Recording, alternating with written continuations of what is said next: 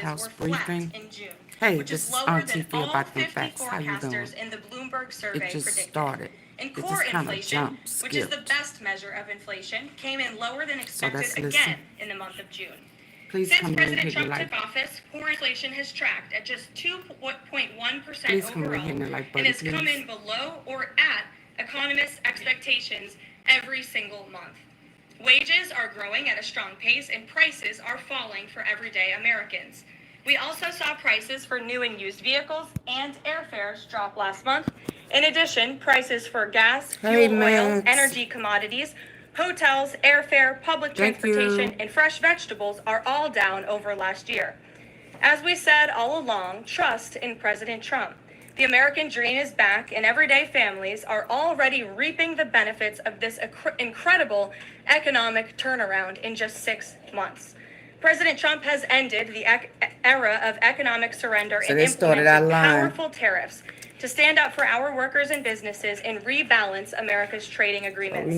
Despite all of the doom casting from the so-called experts claiming that these tariffs would be the end of the world as we know it, the opposite has occurred. Tariffs are not inflationary, as President Trump has said all along. In reality, tariffs are a source of massive revenue.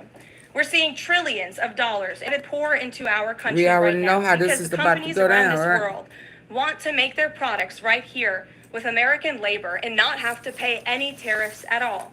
Customs and tariff revenue has already totaled more than $113 billion since President Trump entered office, helping to lead a budget surplus in June for the first time in nearly a decade.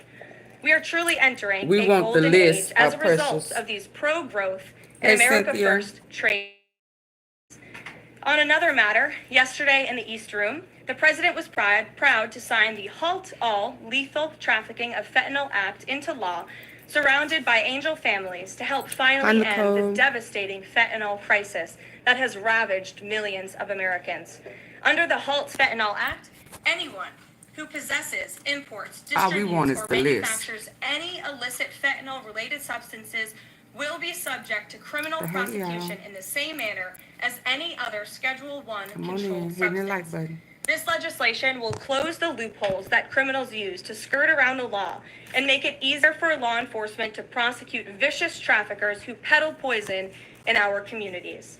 President Trump has always made tackling the drug crisis a top priority, and this important bipartisan legislation further follows through on that commitment. The complete and total success at our southern border that many in the media in this room continue to ignore is another example of the president keeping his word to families who have lost loved ones due to fentanyl, and it's another win for the American people. Protection just released the final operationalized stats for the month of June. And I must highlight some of these incredible numbers.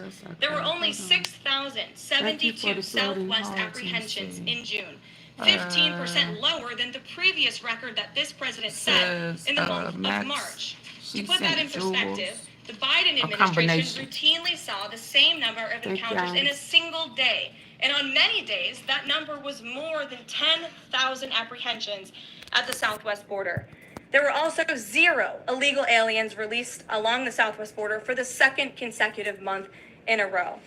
President Trump promised to end the illegal alien invasion, and he has delivered on that promise to the American people in record time.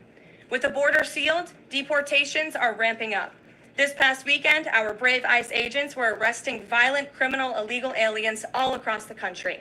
ICE Atlanta arrested an illegal alien from Mexico, convicted of attempted rape of a child in North Carolina. Oh, no, you ICE didn't. Baltimore arrested an illegal alien from Guatemala who was previously convicted for sexual abuse of a minor in Maryland. ICE Houston arrested a criminal illegal alien from Mexico whose previous conviction includes aggravated sexual assault of a child in Texas. ICE Salt Lake City arrested a 32-year-old illegal criminal alien from Mexico who was previously convicted for child abuse and injury. ICE Baltimore so they just gonna play in our face. Illegal alien from El Salvador convicted in Maryland for possession of child pornography. And so now they're gonna mention people that has been arrested for Mexico, convicted of aggravated sexual assault. Oh, welcome. In Texas. Oh, thank you. The men and women of ICE thank you are for the heroes. $20. They are putting their lives on the line every day to get the worst of the worst, I these greatly types of criminals, appreciate it. out of our communities and out of our country. And the president continues to strongly have So they're the gonna backs play in of our all face and ICE start agents talking who are doing about their jobs to keep all of us, foreigners. including everyone in this room, safe. The facility, Immigrants. Sorry, 1 second. Who In have other news, following President Trump's bold executive actions protecting American children from irreversible chemical and surgical protecting mutilation, children. the largest What about provider him of these being the barbaric practices illegal will immigrant? now be closing its doors. The facility in Los Angeles, California, is just the latest facility What about him? downsizing or eliminating their irreversible So do he and want harmful services all of them that out so feed that into he the can lie do that it you can't all by somehow himself change a with his child's shitty sex. ass? The Biden What? administration What we peddles doing? dangerous policies that Y'all defy come on. medical science in favor of radical transgender ideology. Oh my But God. President Trump has put an end to that to ensure America's children's innocence is protected, Oh my and our God. children He can playing in lead our healthy face. and productive lives. Finally, last night, Senate Republicans passed President Trump's $9 billion rescissions package. This will help restore fiscal sanity in our country by rescinding billions in wasteful foreign aid and finally ending taxpayer funding for PBS and NPR, two media organizations that have ridiculously used federal dollars to push a partisan left-wing agenda for many years. Oh my The House God. should pass this rescissions package immediately and send it to the president's desk for signature. On another note, I know that many in the media have been speculating about bruising on the president's hand and also swelling in the president's legs. So in the effort of transparency, the president wanted me to share a note from his physician with all of you today. In recent weeks, President Trump noted mild swelling in his lower legs. In keeping with routine medical care and out of an abundance of caution, this concern was thoroughly evaluated by the White House medical unit. The president underwent a comprehensive examination, including diagnostic vascular studies. Bilateral lower extremity venous Doppler ultrasounds were performed and revealed chronic venous insufficiency, a benign and common condition, particularly in individuals over the age of 70. Importantly, there was no evidence of deep vein thrombosis or arterial disease. Laboratory testing included a complete blood count, comprehensive metabolic panel, coagulation profile, D-dimer, B-type natriuretic peptide, and cardiac biomarkers. All results were within normal limits. An echocardiogram was also performed and confirmed normal cardiac structure and function. No signs of heart failure, renal impairment, or systemic illness were identified. Additionally, recent photos of the president have shown minor bruising on the back of his hand. This is consistent with minor soft tissue irritation from frequent handshaking and the use of aspirin, which is taken as part of a standard cardiovascular prevention regimen. This is a well-known and benign side effect of aspirin therapy. And the president remains in excellent health, which I think all of you witness on a daily basis here. Well, why is The he president wanted funky? me to Why share that does he note with all of you. stink? I'm happy to take further questions on it. We will provide the memorandum from the president's position to all of you, as we always do. And we'll get to questions. Here in our new media seat, we have Frank Corva, who's the White House correspondent Why does he? for Bitcoin Magazine, which comes at a timely week with crypto legislation moving across Capitol Hill. So why don't you kick us off, Frank, and thanks for Why does he joining us. smell like shit? Appreciate it, Ms. Levitt. Sure. I was curious to hear if the president was in favor of removing any and all language around central bank digital currencies from the Genius Act, maybe as a means. Why to we get didn't across talk the line about and get it on his the task. history And my second of question was about something the abusing president spoke about in this SA room. with He kids. talked about a $600 de minimis tax exemption for Bitcoin and other crypto spending. He's a So I just wondered citizen if you could comment on those. of being an The immigrant. president did signal his support for de minimis exemption for crypto, and the administration continues to be in support of that. We are definitely receptive to it, to Why make is it crypto skipping? to make easier and more those who seek to use crypto as a simple as buying a cup of coffee. Of course, right now not happen, but with the de minimis exemption, perhaps it could in the future, and we will continue to explore legislative solutions to accomplish that. As for the central bank digital currency and the Genius Act, it has passed through Congress and will be sent to the president's desk. I believe the House is voting What's on the it. If lie, they haven't, they should be passing it. We know we have the votes, luring? and we expect It took What's get the to the lie? president's desk, and we Humor are me. planning a What's the signing lie? ceremony tomorrow afternoon. All of you will get more details on that. This piece of legislation is What's going the to lie? make America the crypto capital of the Shit. world, and that's what You the president starting promised. early. As What's for a the central lie? bank digital currency, the president opposes that. He made that promise to the American people on the campaign, and while it's not in this specific piece of legislation, he did sign in January executive order banning a central bank digital currency. The administration supports Congress's efforts to codify that executive order into law, and I believe there will be future pieces of legislation in regards to crypto that will be moving through Capitol Hill. The president looks forward to signing them, and he looks forward to the signing ceremony this afternoon. So thank you for being with us today. Sure. Jackie. Thank you, Caroline. There's been a lot of discussion about the Epstein files and the president's comments yesterday calling it a hoax. Can you clarify which part of the Epstein hoax is the hoax part? The president is referring to the fact that Democrats have now seized on this as if they ever wanted transparency when it comes to Jeffrey Epstein, which is an asinine suggestion Well, we want it for now. any Democrat to make. The Democrats had control of this building, the White House, for 4 years, and they didn't do a dang thing. Okay, but when we want it came now. to transparency in regards to Jeffrey Epstein and his heinous crimes. It was this president who directed the Department of Justice and the Attorney General to do an exhaustive review of all files related What's to the Jeffrey lie? Epstein, which they did. The Attorney General and the FBI led Pam Bondi, Dan Bongino, Kash Patel. These are great patriots, some of the most trusted voices in the Republican But Party what's the movement. lie? Part of the reason the president appointed them to these high law enforcement positions, and they spent many months going through all of the files related to Jeffrey Epstein, and they concluded what they found in that memo, which they drafted and they released. And What's so the president lie? has been transparent. He has followed through on his promises to the American people, but he doesn't like to see Democrats and the mainstream media covering this like it's the biggest story that the American people care What's about. the lie? The president has been working so hard this week. On Tuesday, he went to Pennsylvania, where he secured $90 billion in investments for the Commonwealth, for the people of that state.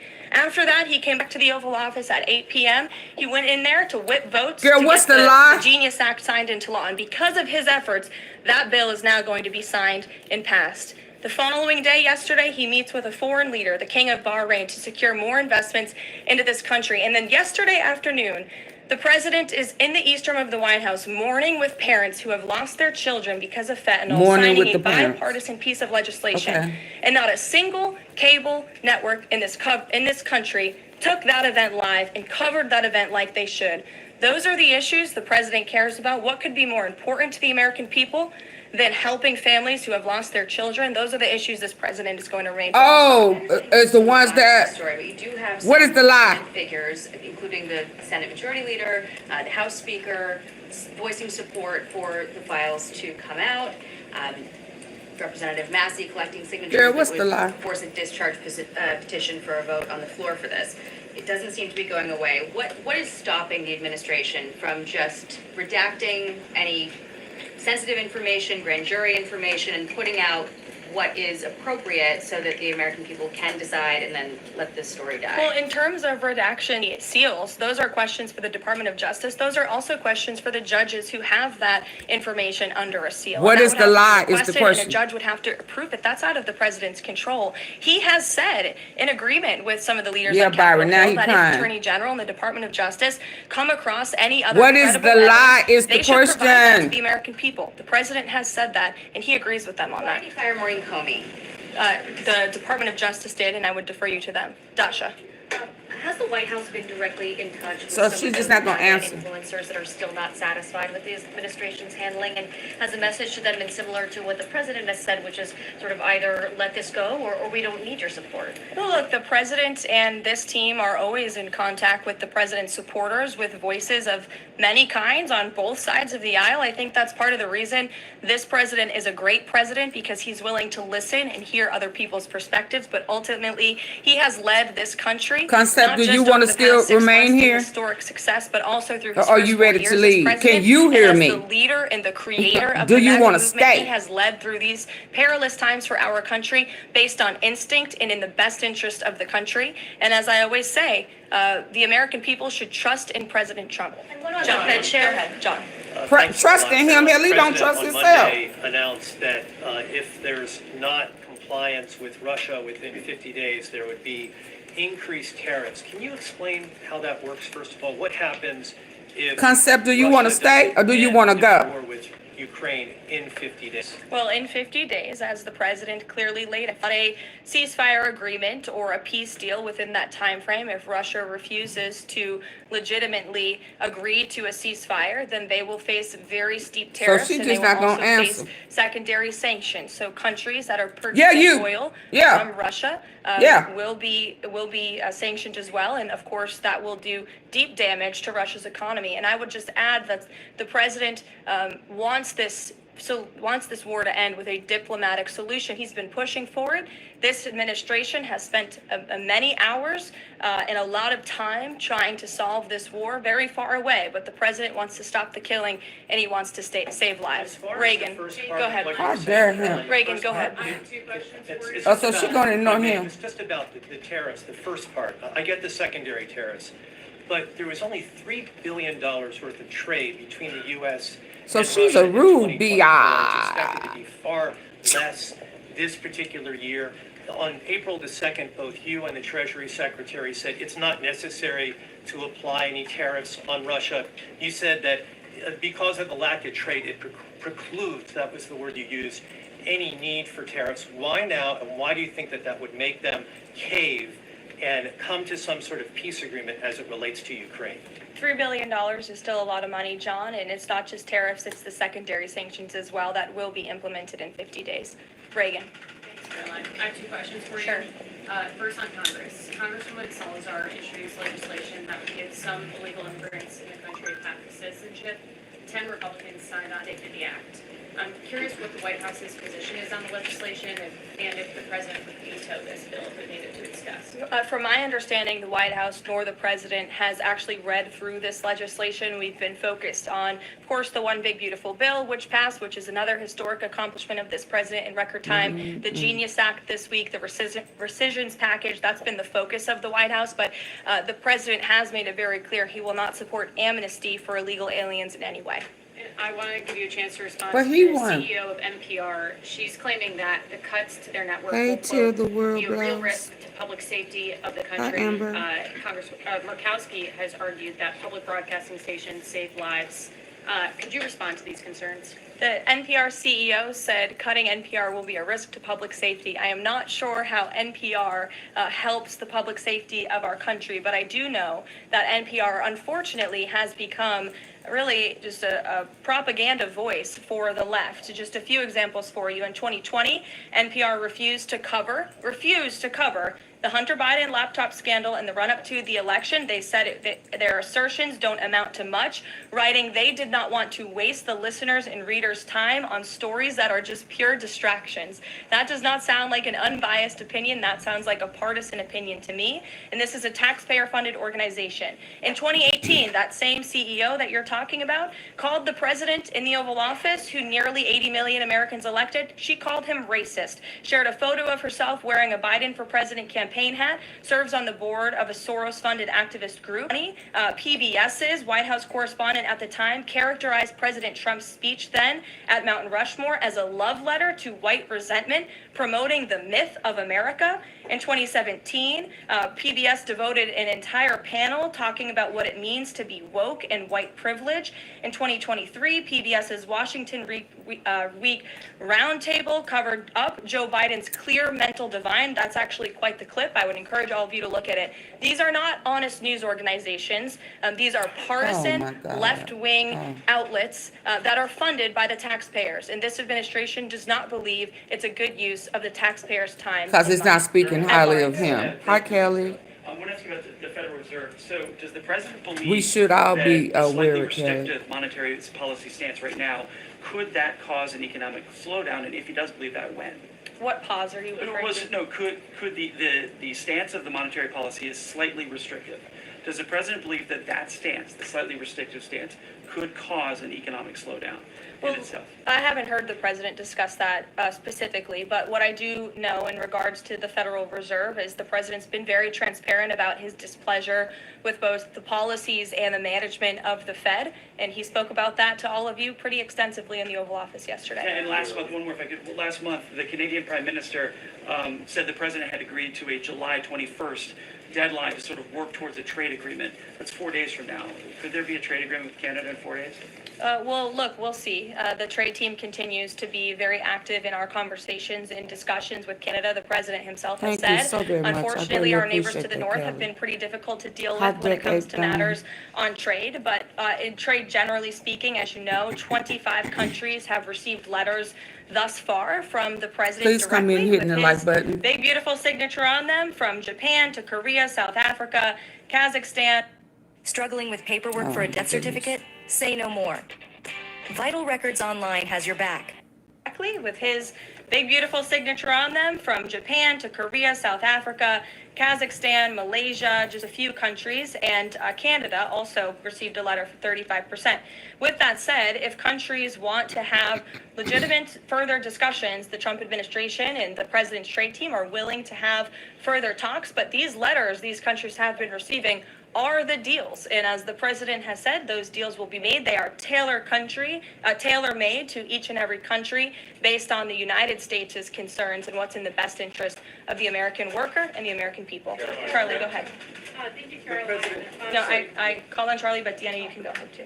Go ahead. The president said that he floated the idea of a special prosecutor in the Epstein case. Can you confirm that? And has he asked the Attorney General to do this, to appoint a special You think he prosecutor? did a good job Well, the idea was molesting and floated, aping from kids someone in the media concept? to the president. The president would not recommend a special prosecutor in the Epstein case. That's how he feels. And as for his discussions with the attorney general, I'm not sure. Deanna. Thank you so much. Do you know what the president's reaction was to Mike Johnson saying that he wants additional files released, the Epstein files? Was there a conversation with Mike Johnson about that following his comments? I won't discuss the president's private conversations with the Speaker of the House, but as I answered to Jackie's question earlier, the president has said if the Department of Justice and the FBI have any more credible evidence you're not in gonna regards answer? to Jeffrey Epstein's crimes, they should put that forward. He has called on them to do that. Sure. Go ahead. He said he's been doing, it's been being done for years. He said it. You didn't hear him? He said it. It came out of his mouth. Sticking points, what are they? Can we expect? I played it the other day. Or should we The hell is wrong with expect a you? deal? I believe the deadline I'm finna put you out. is August 1st. You, As for the you can't just European come in Union, here. They continue to be very He eager said in it. negotiating with our He country said they've been doing it for a obvious million reasons on ways years. To lower their tariff and their Yes, he non-tariff did. barriers that we Yes, have he long did. set I knew I harm was gonna catch our you workers lying. and our Yes, he companies. did. So the president's trade team Get continue out. to be in talks with the European Union. Would he accept Get out. or would he put forth a postponement of the August 1st? He's already said he will not. Owen, go ahead. Good afternoon, Caroline. In Gaza today, Holy Family Yes, he Catholic did. Church was struck by an Israeli shell. Yes. 3 people were killed, 10 wounded. What is the president's reaction to that church coming under fire? It was not a positive reaction. He called Prime Minister Netanyahu this morning to address the strikes on that church in Gaza, and I understand the Prime Minister agreed to put out a statement. It was a mistake by the Israelis to hit that Catholic church. That's what the Prime Minister relayed to the President, and you should look at the Prime Minister's statement. That will be coming. Steve, go ahead. Back to your letter that you read at the beginning. Sure. The president, you said mild swelling in his legs, is Yes. any discomfort? How are you treating it? Nope, no discomfort from the president at all, and you probably all see that on a day-to-day basis. He's working around the clock. As for the treatments, I can defer to the president's physician, and we'll get you this letter. I think it will answer all your questions. There are reports that a Chinese-born banker who works in Atlanta for Wells Fargo is being prevented from leaving China. Is he going to bring this up with President Xi? Are you aware of the case? I'm not aware of the case, but I'm sure our National Security Council team is. Steve will get you some answers on that. Thank you. Kristen. Thank you, Caroline. 2 questions. So the first is that President Trump said that the Attorney General only gave him a brief overview of what was in these Epstein files. Does he have knowledge or an understanding of what is in the files related to Epstein that have not been released? Not to my knowledge, and that's a question for the Attorney General, as I said, and the President has told the Attorney General if they have any more credible evidence, they should release it. Is that evidence, would she have to run that by the President before she released it? I don't think so. He said if she has any more credible evidence, she should release it. Go ahead. Thank you. Go ahead, yes. Great, thank you, Caroline. Two questions. One, today. And you can go ahead, Andrew. My question wasn't about the cross. Today, tens of thousands. Oh, you talk, who you of folks talking rallied to, nationwide to all? honor the legacy of Congressman Ally. Lewis. Meanwhile, Republicans in Texas reportedly are working to redraw congressional maps at President Trump's urging. How is President Trump reconciling his call to action for Texas Republicans with the legacy of Representative John Lewis? I'm not quite sure how the two things are related. I think the president would agree that John Lewis served our country for many, many years. It has nothing to do with the redistricting efforts that are currently underway by Texas Republicans to add seats to their legislature. They have the right to do that. The president spoke to the congressmen and women who serve the great state of Texas about it, but it's up to them and it's up to their legislature to get that approved. And Karen, Go ahead. the second question, and Go does the ahead. president support the Justice Department's request for just 1 day in jail for the officer convicted of Breonna Taylor's killing? And what message does he believe that sends to her family and to other families seeking justice in cases of police violence? I haven't talked to the president about that case. Go ahead. Just that the president, when the president met the interim president of Syria a couple of months ago, he described him as a young, tough, attractive guy. After the latest clashes in Syria over the last few days, does President Trump still support Syria's interim president?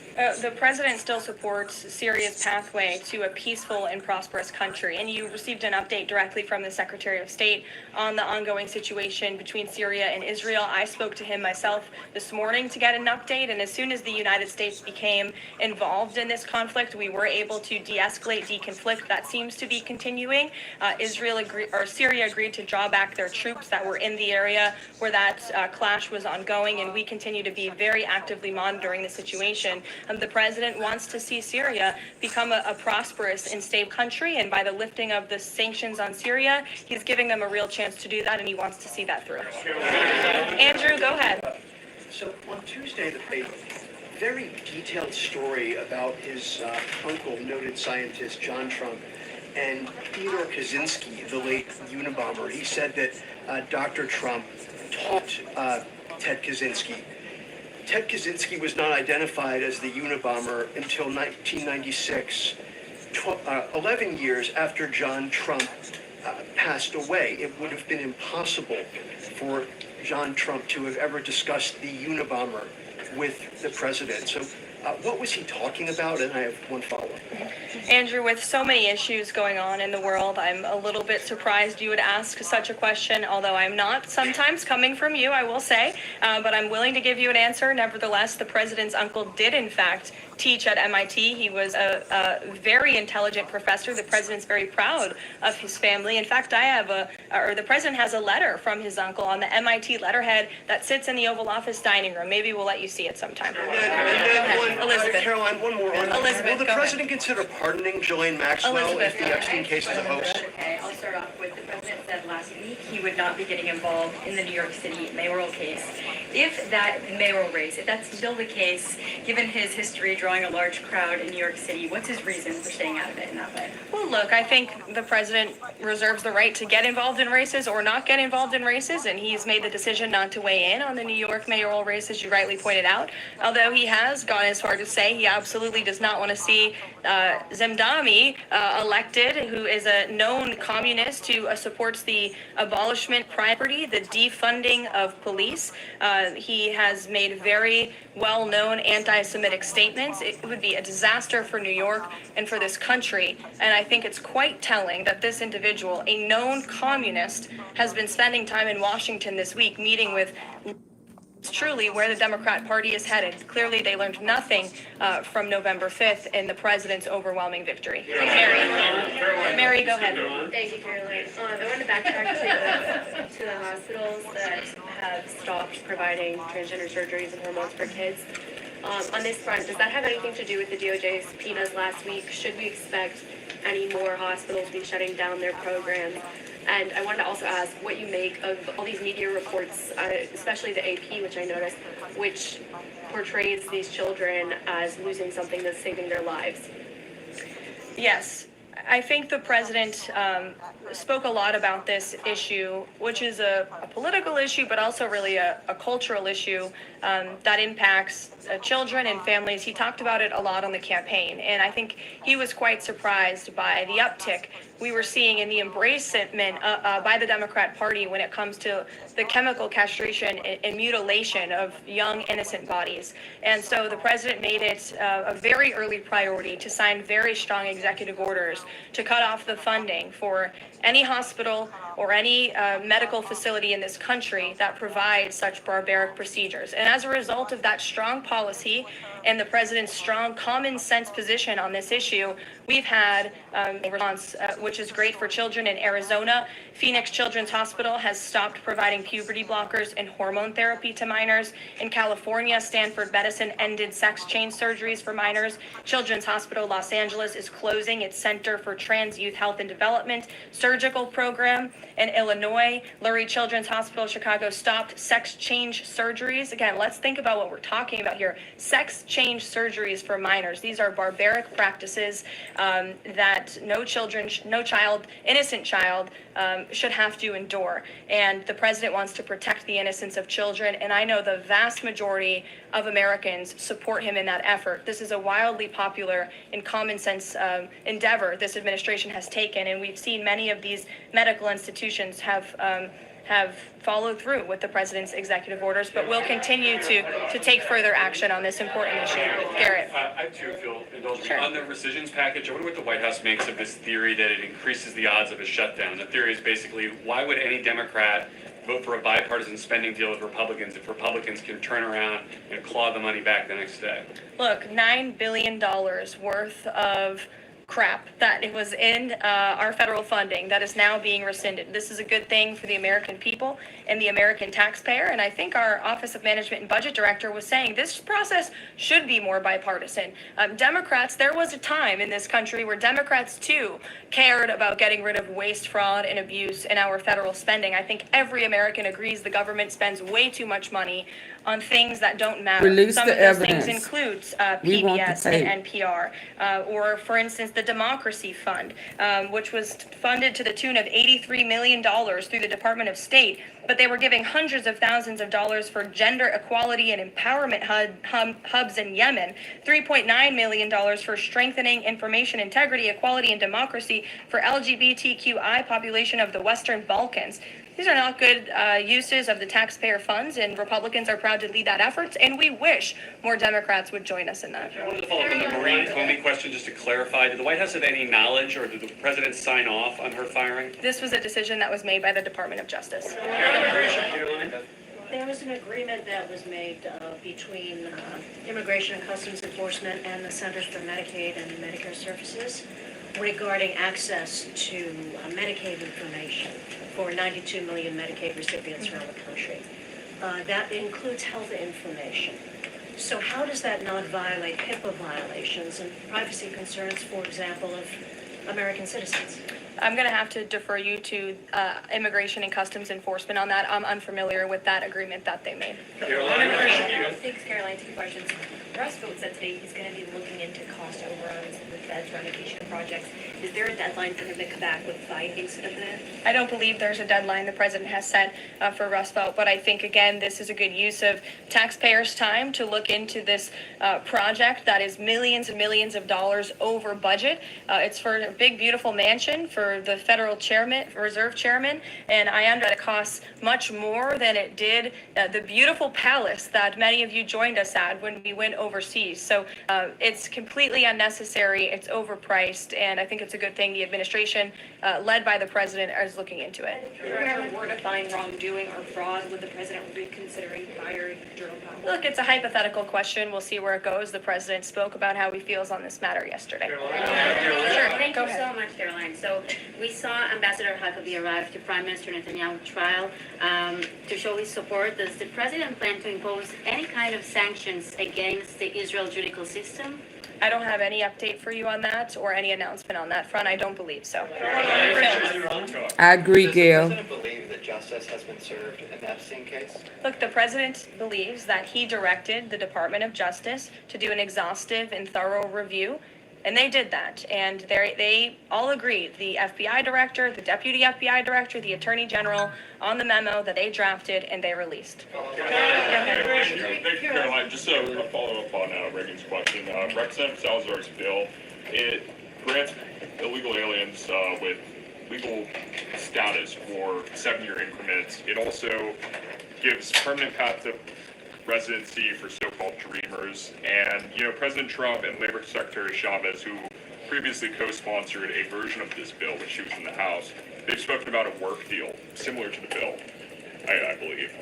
What's the difference between a work deal and amnesty? Look, as I told Reagan, the president, the White House have not reviewed this specific piece of legislation, not where our focus has been, but the president, for one, has been very clear he does not support amnesty. We'll go to, look at some friends in the back. Brian, go ahead. Some friends. You didn't show up early enough to get some good real estate up here. I love it. Any update on the Autopen? I know that there was the DOJ and some others were looking into the thousands of documents that were signed. Yeah, but Trump has used the Autopen. Left office. Any update on the Autopen? Yes.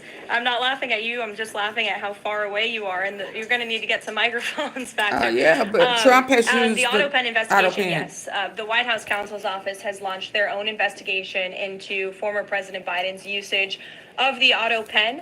We have requested some documents from the National Archives, and again, as I've said many times from this podium, and the president has said as well, it's incredibly important that we get to the bottom of who really was at the tip of the spear in the decision-making process here in the White House, because former President Biden himself admitted to the New York Times, I understand he never gave interviews when he was here, but now all of a sudden he wants to give one, and he said that he did not actually review every single pardon that he signed on his way out the door. That's incredibly concerning, and I can tell you it's something this president would never tolerate. This is a president who is signing things all the time. Any document that has legal implications, this president's signature is on it because he's the one making the decisions. It does not appear that was the truth in the previous White House, and I know the American people want to receive answers on who was running the show. No, we want the list. The decisions that were made in this No, place ma'am, we want really the destroyed list. our country, and get to the bottom of it. Nope. Mark, in the back. Thanks. Some Christian groups are complaining that they are not able to get visas as quickly to travel to Israel, and it's been elevated to Ambassador Huckabee's station. Is the White House aware of that? Does it have any reaction to that? And is that part of the president's disappointment with Netanyahu and his government? Look, I'm not aware of that, Mark, but I'm sure, again, our National Security Council is, and also the State Department, as you know, travel visas roll through Secretary Rubio's shop over there, whom we work very closely with. So we will check in on the matter. But I know overall, this president and the administration do want to streamline the visa process to make it easier for both Americans who want to travel abroad and people abroad who want to come to our country the legal way. Go ahead. I was going to the gentleman above you, but go ahead, Libby, and then you can go. Sorry. Okay, two questions for you. The first is, during the Whole Nation Summit, Secretary Noem suggested there could be some changes to TSA's liquid limits. Is the president aware of that? Is that an idea that he's backing? And what would that timeline and the changes look like? Sure. I would defer you to the Department of Homeland Security, but I did see Secretary Noem's comments, and I think it's great that on day one she asked TSA, what are we doing right? What are we doing wrong? How can we make air travel more efficient while maintaining utmost security for American passengers and travelers? And I know they announced no more shoes, or you don't need to take off your shoes anymore at the airport, which I think is welcome news to all of us who travel a lot. But further guidance or decisions, of course, that's in the Secretary of Homeland overview, and I would defer to her. The other question for you is on Bondi and Burgum's trip today to Alcatraz. I'm curious what the funding is going to look like for that, and who the president does want to see incarcerated there, if it were to become. Sure. Well, this was an idea of the president. He spoke about it in May, and he directed his administration to review a reopening plan for Alcatraz if it is possible, which is why the Attorney General and the Secretary of Interior have traveled there today. They are touring the site, and if the Alcatraz prison is reopened, it would be under the purview review of the Bureau of Prisons. And the Secretary of Interior also would play a big role in this as well. So they're there to review the site today, and I'm sure you'll hear more from them on it later. And just to follow up, Libby, on who the president wants to see housed in Alcatraz, the worst of the worst criminals in this country, both American criminals who convict heinous crimes, but also illegal alien criminals before deportation as well. Sure. Go ahead. The State Department yesterday urged the Chinese Communist Party to cease its campaign to eradicate Falun Gong, a peaceful spiritual practice. With the anniversary of this brutal persecution approaching, does the White House have a message for the CCP on this? Well, I will get you one, and we will get back to you. Go ahead. We'll take. Go ahead, and then go ahead. Sure. I've never called on you. Why don't you go ahead? In the red tie. Dr. Harper behind. Thank you. Yes. Go ahead. Go ahead. Me, thanks. Yes. Thank you, Caroline. Yes, you. I'm Matthias, thank you. What's your outlet? I'm from Record TV, Brazil. Great. Brazil's President Lula recently said that President Trump was elected to govern the United States and not to act as the emperor of the world. He also emphasized that Brazil is open to negotiation. I'd like to hear what you have to say about it, what the administration has to say about it, and specifically what areas are currently open to negotiation in the light of the 50% tariffs that were announced. Sure. The president is certainly not trying to be the emperor of the world. He is a strong president for the United States of America, and he's also the leader of the free world. And we've seen a great shift across the entire globe because of the strong leadership of this president. In regards to Brazil, the president sent a letter to Brazil announcing their new tariff percentage. He also directed our USTR ambassador, Jameson Greer, to launch an investigation of Brazil under Section 301 of the Trade Act of 1974, designed to address unfair foreign practices that are affecting U.S. commerce. For years, we know Brazil's digital regulations and weak IP protections have undermined U.S. tech and innovative companies, and their tolerance of illegal deforestation and other environmental practices puts American producers, manufacturers, farmers, and ranchers who follow better environmental standards at a competitive disadvantage. So this president always acts in the best interest of the American people and the United States of America, and he will continue to do so. Thank you very much, everyone. We'll see you later. I appreciate the enthusiasm today.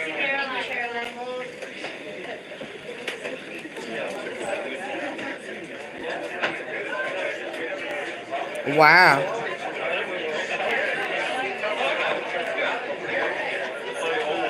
Oh, and she put the cross on today. Wow.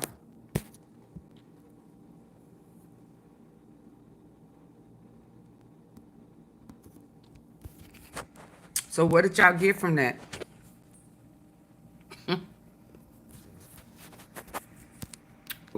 What did y'all get? What was useful?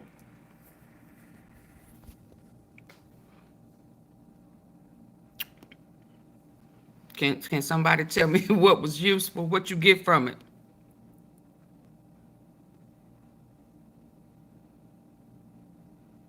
I ain't getting nothing.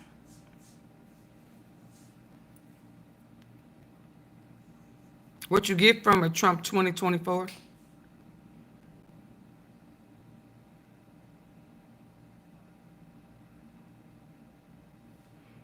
Am I sure about who are you talking?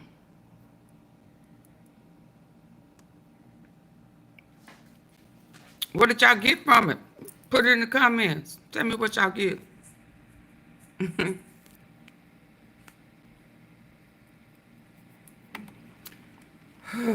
Some more bullshit. What's that little boy? Bullshit. Bullshit. What y'all get? I'm listening. Let's see what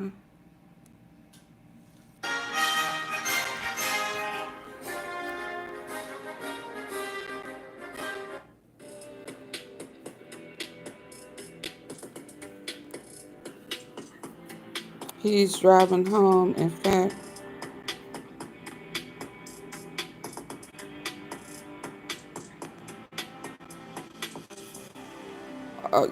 Did I ask you a question? Hold on, let me go back up. Why would I discuss my 401k with you? But I don't know. But I check mine. So, well, what I want we want the Epstein list. If I wanted to have 401k advice, I would handle that elsewhere. It's not his job. So what my 401k doing don't have nothing to do with what we're talking about right here today. Did you request the Epstein list? Was your mama ever taken advantage of? You got kinfolk in your family.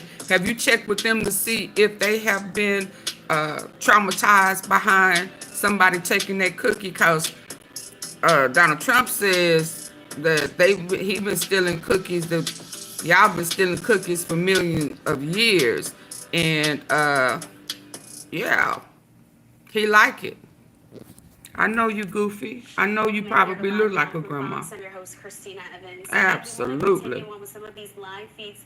Absolutely. But you don't want to answer that question, do you? Yeah. He probably was on top of your mama last night. This was teased ahead actually yesterday. We heard from spokesperson. Do you know who your daddy is? She'll be holding a briefing, as you can see there. You don't want to play with me like that, because I'll go there. Her to make some of those comments. And again, also but right now, you better ask your mama, has somebody took her cookie before? Yeah, see how she feel about it. You probably a product of it. Now, let's listen in here. You're probably a product of somebody taking your mama's cookie. Because surely she just wouldn't have had you. She definitely didn't have you out of love. Oh, hell to the no. He resides in Maryland. I'm sure you don't know who your mama is. And you damn sure don't know who your daddy is. Come back another day. Bye-bye. So that's why your understanding is the way it is. I can tell you, all you have to do is keep talking. It'll come out. Your ass up under that rug. Who got something from it?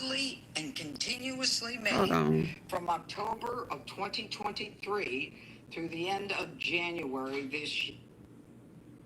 Oh, what did I just do? Yeah. I'm sure that's the real reason why you think the way you think. Through the end of January this year. Now, the quotes included statements like, "I'm looking forward to your book signing. We are all armed and ready to take care of you. We're coming after you and your staff, and we are locked and loaded. We're going to take you all out. We've got our AK-47s. You're going to get one between the eyes. Bam, bam, bam." Also threatened were all of the staff at the Congresswoman's office, as well as the staff members' families. Now, this case is even more egregious because the individual, Seth Jason, is a rogue, former full-time federal government employee at Voice of America. We talked about the list. That fool talking about in the control rooms 401k. where broadcasters were reporting. And Voice of America, by the way, which is an organization that reaches millions around the world and apparently communicates in 49 different languages. Now, through the leadership of President Trump, this sprawling federal bureaucracy is being held accountable, including through the work of Kari Lake, who is senior advisor to the U.S. Agency for Global Media, which oversees Voice of America. Now, my office is going to continue to hold government employees to the highest standards, and make no mistake, this defendant here is also, disappointingly, a reserve officer with the Anne Arundel County Police Department. Now, let me just talk about the effects of this kind of thing. No one should have to live their life looking over their shoulder every day and wondering if those threats are about to be fulfilled and about to come true. And the threat to murder have your family murdered as well as yourself. Insurance companies don't want you to Let's know go this. here. Homeowners, if your insurance rates Since they keep wanna going play up like with me. mine, Else in our country. Her lawyer is a political operative and Cuomo crony who goes around telling people that the way to beat Trump is to sue him all over the place. She is suing me on numerous frivolous cases, just like this one, and the court system does nothing to stop it. In the meantime, and for the record, E. Jean Carroll is not telling the truth, is a woman I had nothing to do. Directly to hear things about her. She wouldn't be my type in any way, shape, or form. I think it was a charity or a celebrity event or something. And I think that's her Okay, so let's big claim to fame. So he do know take who it she so is. that you That's stand fine. by that statement today. Yes, I do. So before 1807, you have that in front of you? Yeah. And these are statements that were put out when you were president of the United States? Yeah. And if you look at the top email, kind of the blown up for legibility purposes version of a tweet posted by a woman by the name of Laura Litvin at 5:17 p.m. on June 21st, 2019. Do you have that in front of you? Yes. The statement that is in this tweet, is this a statement that you gave? I mean, essentially, that's what I said, yeah. If you could read that statement into the record. It says, statement from President Donald J. Trump. Regarding the, quote, story, unquote, by E. Jean Carroll, claiming she once encountered me at Bergdorf Goodman 23 years ago, I've never met this person in my life. She's trying to sell a new book that should indicate her motivation. It should be sold in the fiction section. Shame on those who make up false stories of assault to try to get publicity for themselves or sell a book or carry out a political agenda like Julie Swetnick, who falsely accused Justice Brett Kavanaugh. It's just as bad for people to believe it, particularly when there is zero evidence.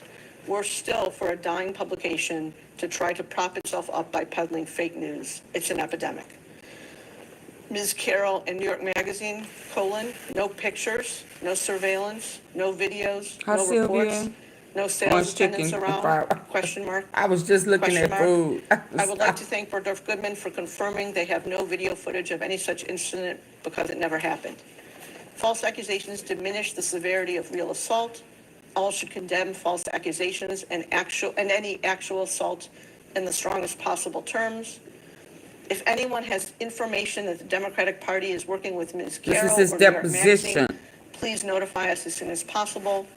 The world should know what's really going on. And E. It's a Jean disgrace, Carroll's and people should pay trial. dearly for such Let's false listen. accusations. See, that's what you have in front of you? Yeah. And I think you've already confirmed that this is a statement that you gave to someone on your staff to give to the press. Yeah. Let's mark as DJT21, a document bearing the base range. DJT21, this is the next one, right? DJ21, a document bearing the base range MP 1795 through MP, I've got it, just a second now, through MP 1807. You have that in front of you? Yeah. And these are statements that were put out when you were president of the United States? Yeah. And if you look at the top email, kind of the address of the email, it says under that, remarks by President Trump before Marine One departure. Yes. Marine One is a helicopter. Yes. And if you look where it shows you speaking about halfway or two-thirds of the way down the document, it says, the very first thing you say, so we're going to Camp David. Yes. So am I correct in interpreting this as this is a statement you made while boarding or getting on to Marine One? Looks like it. To go to Camp David? It looks like it. Okay. Let's go now to the third statement, which we're going to mark as, this one I can do, DJ 222.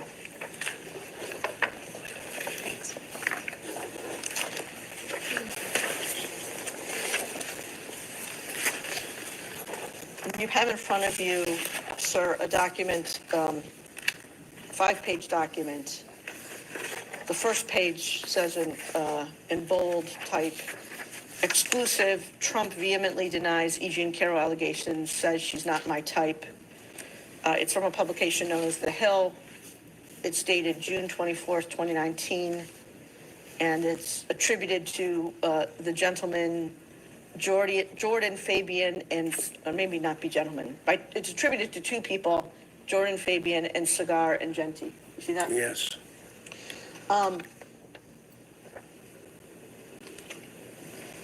So this is 2 days after the last statement we're looking at, which was on June 22nd.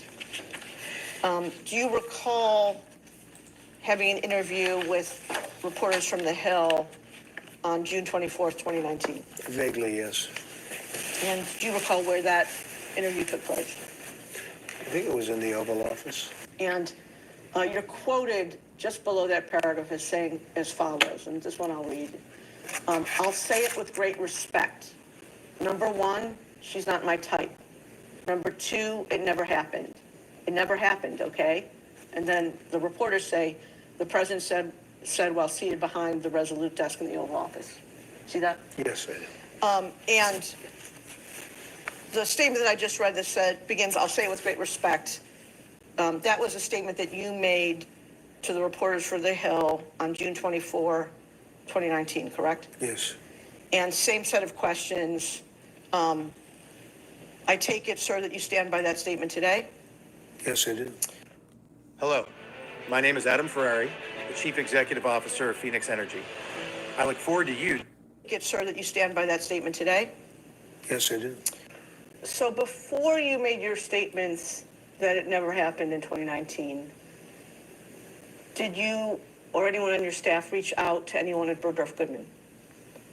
I didn't have to reach out to anybody because it didn't happen. And by the way, if it did happen, it would have been reported within minutes. Talking about going to a major floor, probably, I assume, the most important floor. It's just a yes or no, sir. A major floor in a major department store. That's a very busy store, by the way. Yes or And no? You're deflecting. checkout counters and everything else. You're deflecting. And I would be in there. I mean, it's the most ridiculous. You're it's the most deflecting. ridiculous, disgusting story. It was just made up. After you made the statements that you made in June of 2019, did you or anyone working for you reach out to Bergdorf Goodman?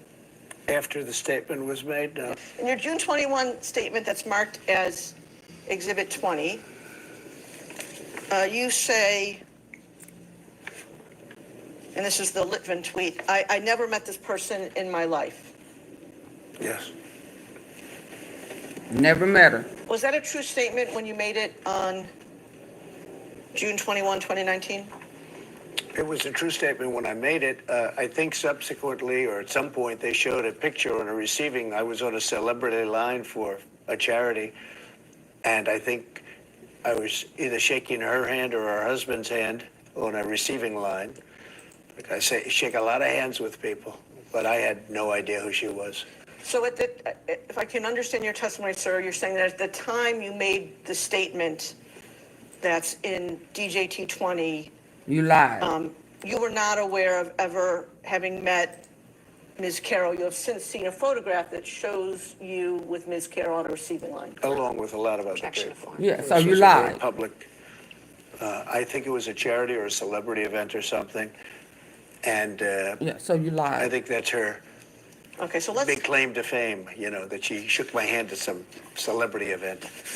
So you So the lied. answer to my question is yes, that after you made the statement, you You lied. became aware that there's a photo of you Shit. with Ms. Carroll in a receiving line, At correct? some point, Okay, I saw there was a photo on a receiving line. Yes. okay. Let's mark the photo. What number are we at to? So you lied again. Yeah, you got caught. You got busted lying. You have in front of you a black and white photograph that we've marked as DJT 23. And I'm going to ask you, is this the photo that you were just referring to? I think so. Yes. And do you recall when you first saw this photo? At some point during the process, I saw it. Yeah, you It's, got busted lying. I guess her Let's go, husband, liar. John Johnson, who Let's go. was an anchor for ABC. Nice guy, I thought. I mean, I don't know him, but I thought he was pretty good at what he did. I don't even know who the woman. Let's see. I don't know who. It's Marla. You're saying Marla's in this photo? That's Marla, yeah, that's my wife. Which one are you pointing to? No. Here. Oh, is that, The person you just pointed to was I E. Jean see. Carroll. Who is that? Who is this? And the woman on the right is your then wife, I don't know, Ivana? this was the picture. I assume that's John Johnson, is that? That's Carol. Because it's very blurry. Now, in your June 21 statement, which is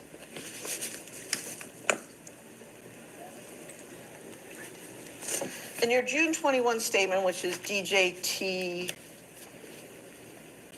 20, you said that Ms. Carroll was trying to sell a new book,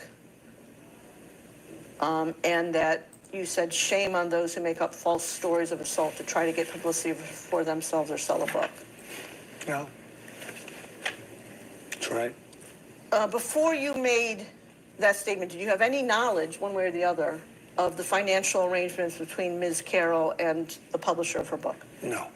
Did you even know who her publisher was? No. So you Had just ever made seen a her book blanket contract? statement? No.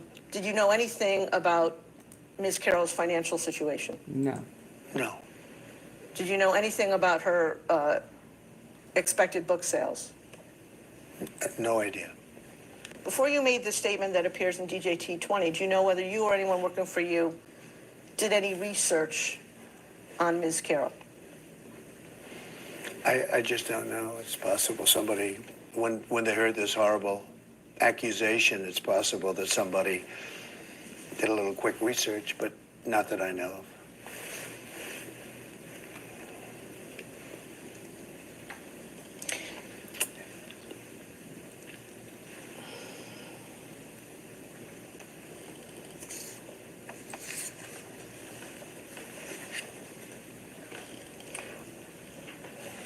Another thing that you say in your June 21 statement is that Ms. Carroll was trying to carry out a political agenda. Yeah. Before issuing your statement on June 21, did you learn what political party Ms. Carroll No, belonged to? I didn't know that. Well, you just made a statement without facts. Hi, Tammy. Before you issued your June 21 statement, did you have any documents indicating that she was pursuing a political agenda? No. So he lied again.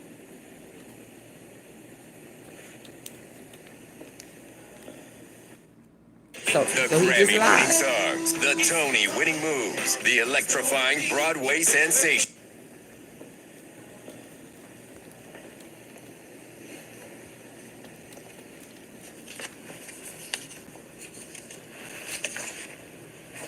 At the end of your statement, your June 21 statement, you say, if anyone has information that the Democratic Party is working with Ms. Carroll or New York Magazine, please notify us as soon as possible.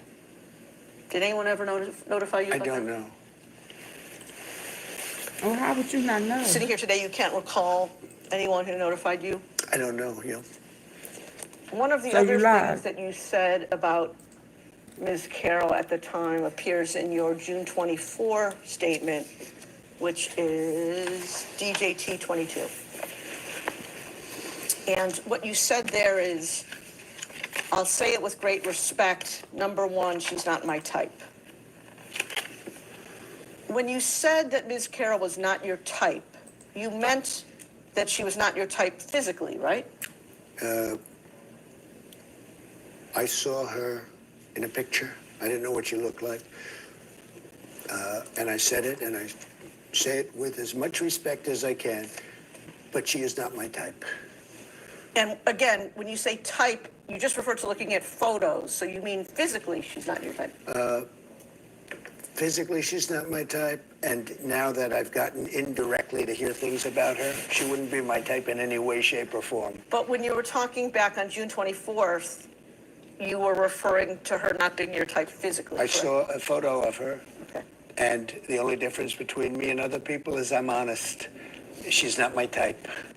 I take it the three women you've married are all your type. Yeah. What is True Social? It's a platform that's been opened by me as an alternative to Twitter. And your handle on True Social is at Real Donald Trump? I believe so, yes. Okay. Now, on October 12, just a few days ago, you issued a statement on True Social about Ms. Carroll in this case, correct? I believe so, yes. And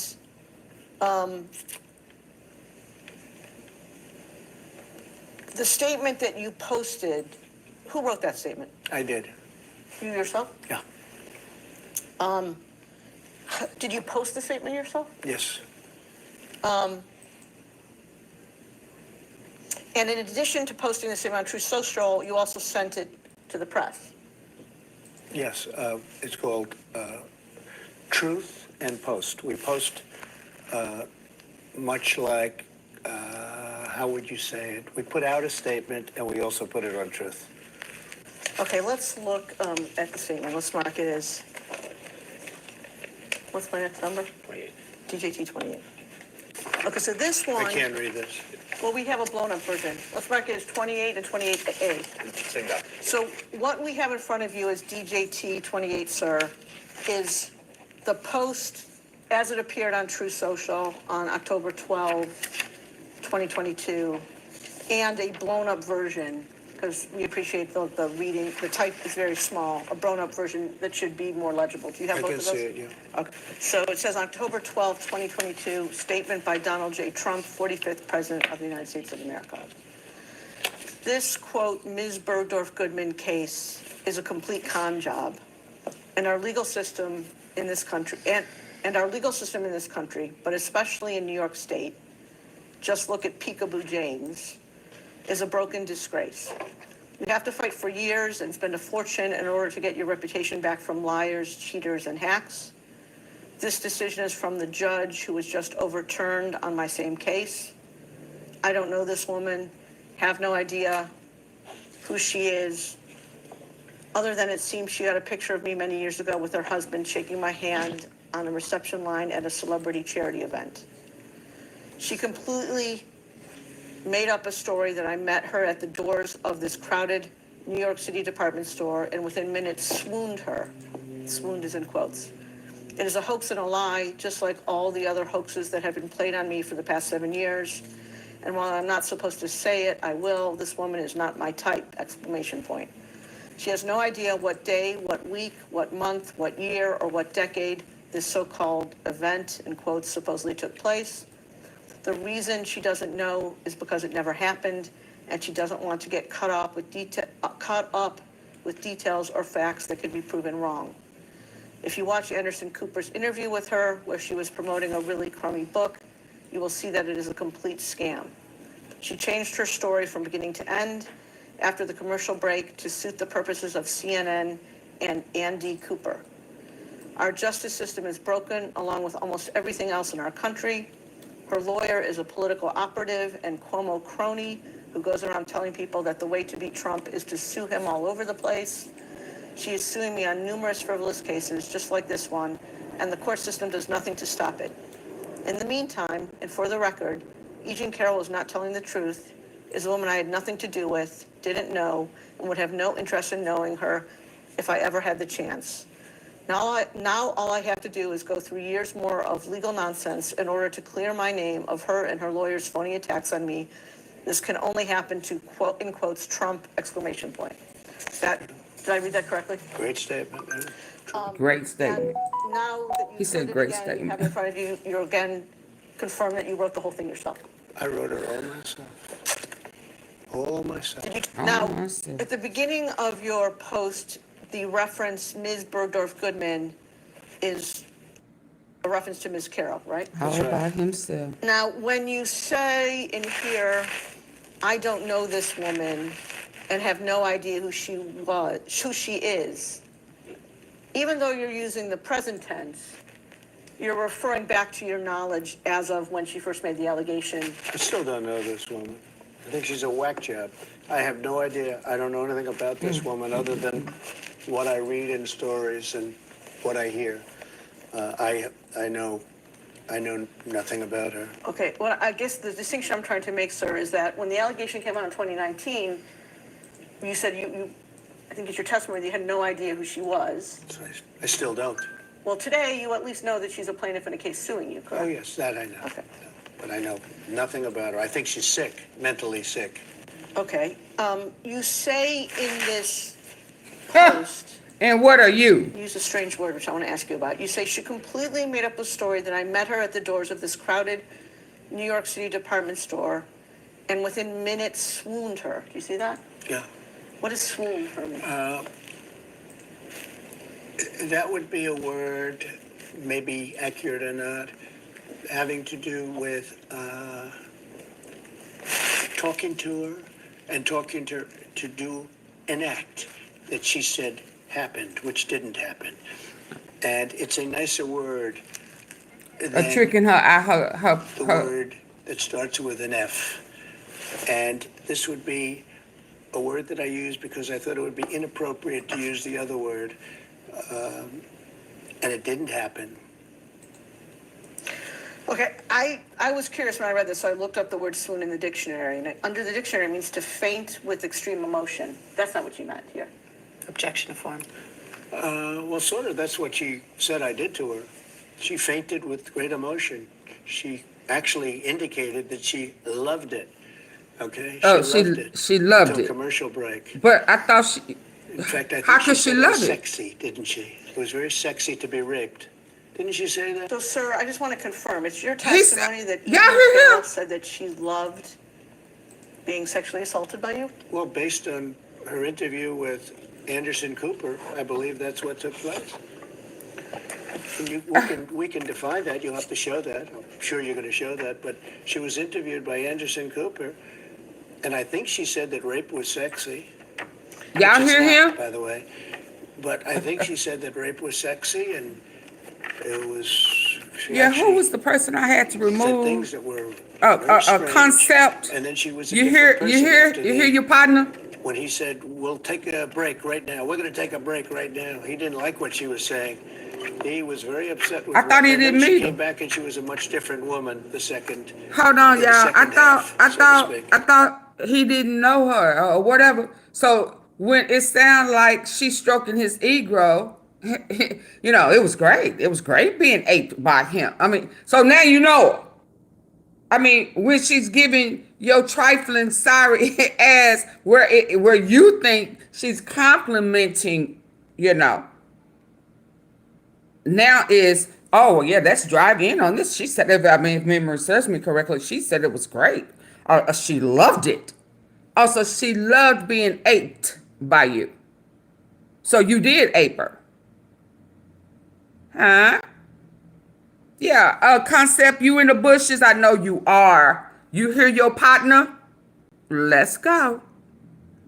And so the question I'm asking you is, did she say in that interview that she loved being sexually assaulted by you? Well, she said something to that effect. I mean, you'll have to take a look at the interview yourself. I believe she said rape was sexy. To which Anderson Cooper is dying. He's saying, let's get to a commercial break immediately. I think you better watch the interview. I'm sure you have, but you better watch the interview. I think in you the better. interview, when Ms. Carroll talked about rape being sexy, isn't it true that she said that's a view that many other people hold? Oh, I don't know. I mean, I don't know. All I know is I believe she said rape is sexy or something to that effect, but you have to watch the interview. It's been a while. And just to clarify, I think you said a few minutes earlier that you used the word swooned as a synonym for, you said the F word, for sexual intercourse? Yeah.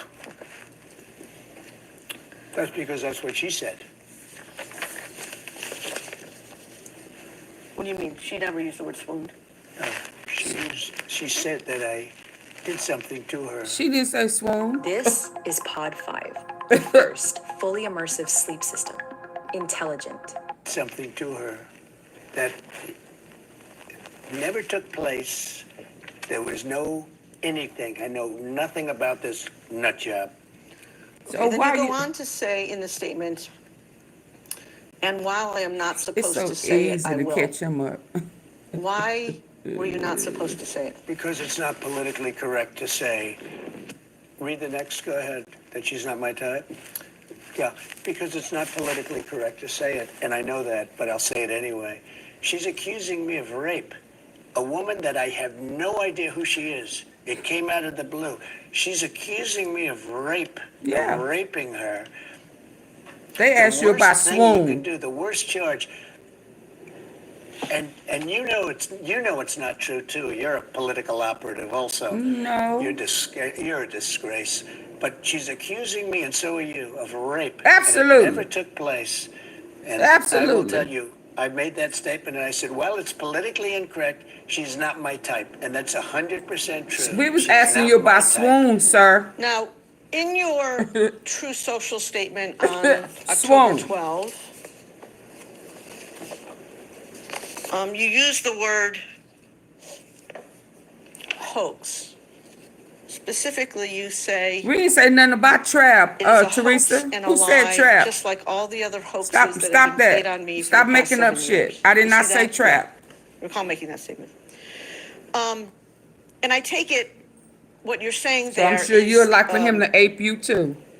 We didn't say nothing about Ms. trap. Carroll I didn't. fabricated her claim that you sexually assaulted her, correct? Yes, totally. Now- 100%. Fair to say, you'd agree with me, would you not, that you use the term hoax quite a lot? Yes, I do.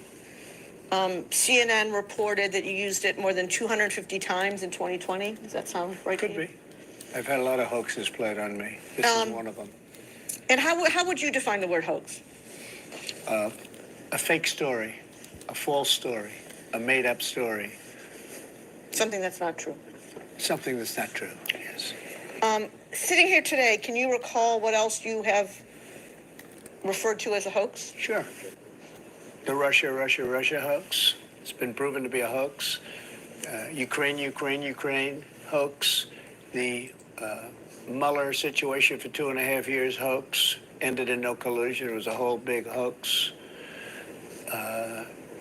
The lying to the FISA court hoax.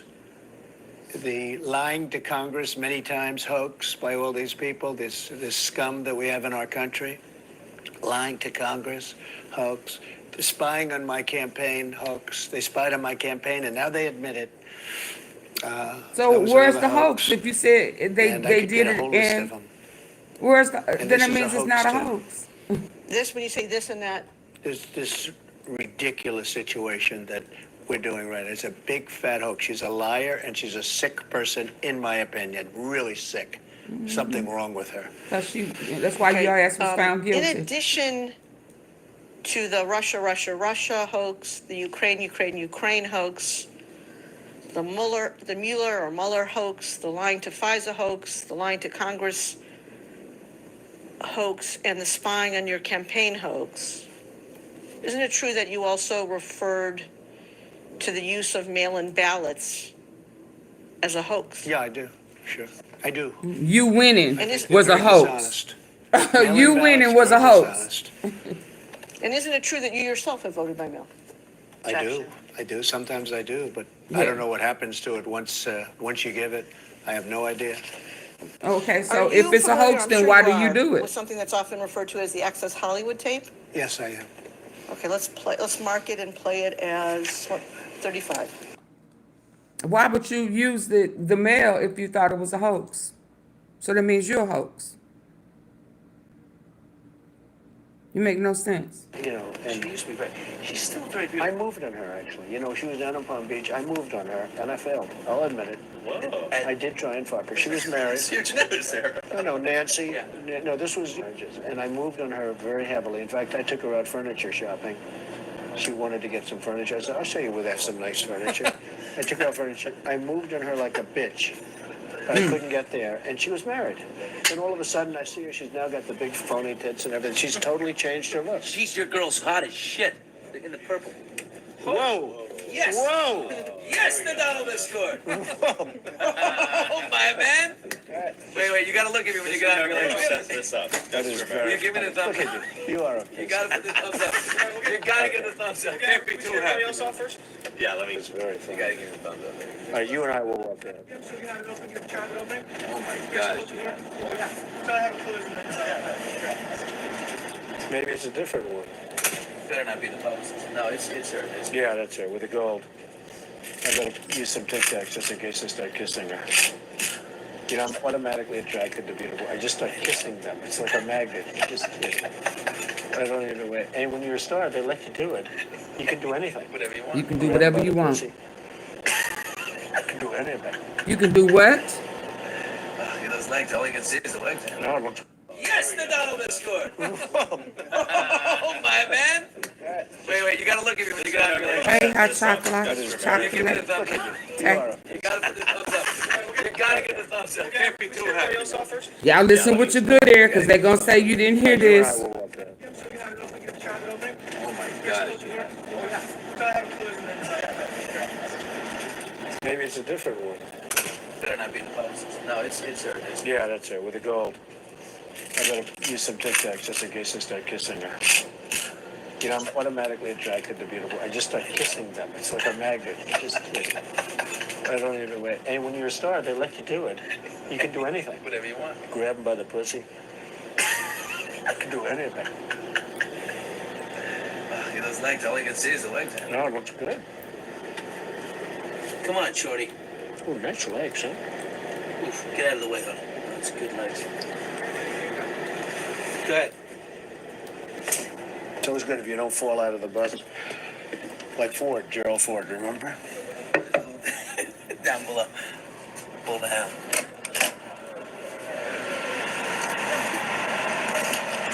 Hello, how are you? Hi. Trump, how nice are seeing you? you. Terrific. Pleasure to meet you. Terrific. You know Billy Bush? How are you? Nice to see you. How you doing, Ariane? Doing very well, thank you. Are you ready to be a soap star? We're ready. Let's go. Make me a soap star. How about a little hug for the Donald? He just got off the bus. Would you like a little hug, Okay, darling? absolutely. How about a Melania little said hug for this the was bushy? I okay. just got... That's you in that video, correct? Yes, yes. And am I correct that that video was recorded in January? The It's T. on. Sylvia. Am I I know correct you that that know video it was was recorded in coming. September 2005? Yeah, they call themselves playing I with guess me. that would, I don't know the date, but whatever date. They didn't know, did they? Them guest folk, they didn't know. But I don't think that concept, I don't think they guessed. They just be in the bushes. They gonna learn today. Yeah. Oh, boy said, I didn't hear that. I need for y'all to listen with your good ear. Listen with your good ear, baby. We about them facts over here, not that bullshit. Not that stage propaganda lies. Yeah. So keep listening. You gonna learn today. Don't come over here trying to challenge me about what I heard come my DT, Dookie Diapers, Trump's mouth. How he likes grabbing, touching, and how he said that they've been aping folk for millions of years. That's just the way it is. I'm sure you don't like it. Oh, it's coming. Don't challenge me. Because I'm going to put the facts out there for you. Okay. Now hit the like button. Like, share it. Let other people hear it too. The truth. And he's a convicted felon. Yeah. 33 times over. And he is a descendant of immigrants. So he needs to be deported. He's a criminal. He's an apist. He like grabbing people's stuff without permission. He like forcing himself on people without permission. And if he all of that, hell, all he have to do is ask, they'll give it to him, right? Yeah. So obviously, he's not that desirable. Right? He's only all of that in a bag of chips to himself. See? He said, I got to put a Tic Tac in my mouth just in case I just start kissing. Yeah, putting my mouth on folk without permission. And as bad as they say he's stinking, as bad as his breath is, hell, ain't that assault?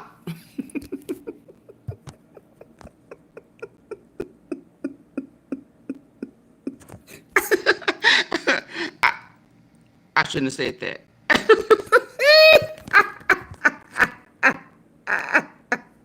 It was, is fine with me. And am I correct that you were engaged to your current wife sometime in 2004? Meet you. Terrific. You know Billy Bush? Hello, nice to see you. How you doing, Ariane? Got Billy ass fired. Are you ready to be a soap star? We're ready. Let's go. Make me a soap star. How about a little hug for the doll? He just got off the bus. like a little hug, Okay, darling? absolutely. Melania said this was okay.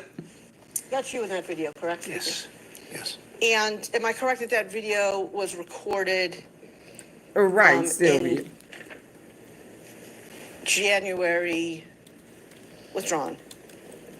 Am I correct that that video was recorded in September 2005? I guess that would, I don't know the date, but whatever date it was is fine with me. And am I correct that you were engaged to your current wife sometime in 2004? I don't know. Am I correct that you married your current wife in January 2005? I don't know relative to that date. How you don't know? And the person you were speaking to, it's now famous, in that video was Billy Bush? That's right. Please This is very old news, fully litigated during debates, during everything else, fully litigated. Okay. And you know what I said then, and I say it now? Locker room talk. That was locker room talk. Okay. That's what goes on.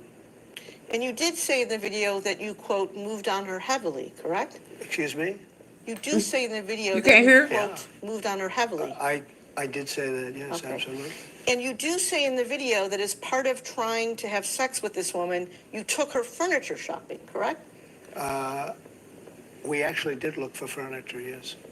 So that was true. You actually took this woman I in. think so. I mean, furniture it's been shopping. a long time ago. It's, how long is that? A long time ago. But I think so. I do think so. Is that the only occasion when you took a woman shopping? I think so. And you say, and again, this has become very famous in this video, I just start kissing them. It's like a magnet. Just kiss. I don't even wait. And when you're a star, they let you do it. You can do anything. Grab them by the pussy. You can do anything. That's what you said, correct? Well, historically, that's true with stars. It's true with stars that they can grab women by the pussy? Well, that's what it's, if you look over the last million years, I guess that's been largely true. Not always, but largely true. Unfortunately or fortunately. And you consider yourself to be a star? I think you can say that, yeah. And now you said before, a couple of minutes ago, that this was just locker room talk. It's locker room talk. And so does that mean that you didn't really mean it? No, it's locker room talk. I don't know. It's just the way people talk. Okay. Now, are you familiar with a woman by the name of Natasha Stoyanov? No. Natasha Stoyanov. He don't know him by name. You'll have to give me a little bit of Do you remember she wrote about you a lot when she worked at People magazine? Oh, I do remember there was some woman that wrote, and then she, a long time later, I think she wrote a wonderful story. And then a long time later, as I remember it, a long time later, she said that I was aggressive with her. But she wrote the most beautiful story. And then all of a sudden, like, is it a year or 2 years later, she comes out with this phony story that I was aggressive. I said, well, why would she have written such a good story for People magazine? She wrote a really nice piece. And then all of a sudden, like, you know, years or months, many months later, she came up with this phony charge. Let's watch a video, and again, I apologize for the technology, where you talk about Ms. Stoyanov's allegations. Are we marking this? We're going to mark it. It's a clip of a video from a campaign event in West Palm Beach on October 13, 2016, and we're going to mark it as DJT 36. Hold on, y'all. I had to step away. Hold on. All right, this feels almost illegal to know, but our windows were so old and just desperately needed to be replaced. And then she, a long time later, I think she wrote a wonderful Hey, Crystal. story. And then a long time later, Yeah, Ralph, 'cause I you are remember too. it, a long Your time mama later, is she too. said that I was aggressive with her. But she wrote the most beautiful story. And then all of a sudden, Yeah, like, Ralph, is your it a mama. year or 2 years later, she comes out with this phony story that I was I said, well, why would she have written such a good story for People magazine? Ralph, listen, child, whatever you think you're going to say about me, that's returned to sender to your mama. It's returned to that birthed you. She birthed you. That's what she is. So don't take that up with me. Go to counseling, okay? And take that up in counseling and get that shit up out you. Don't be angry at me. Be angry at your mama or the man who dropped the seed in her. They the ones that fucked up, not me. Don't be mad at me. Be mad at your mangy ass mama. She failed you, not me. But carry on. And she wrote a really nice piece. And then Carry all of a on. sudden, like, years or months, many months later, she came up with this phony charge. Let's watch a video, and again, I apologize for the technology, where you talk about Ms. Stoynoff's allegations. Are we marking this? We're going to mark it as Carry a on. clip of a video from a campaign event in West Palm Beach on October 13, 2016, and we're going to mark it as DJT 36.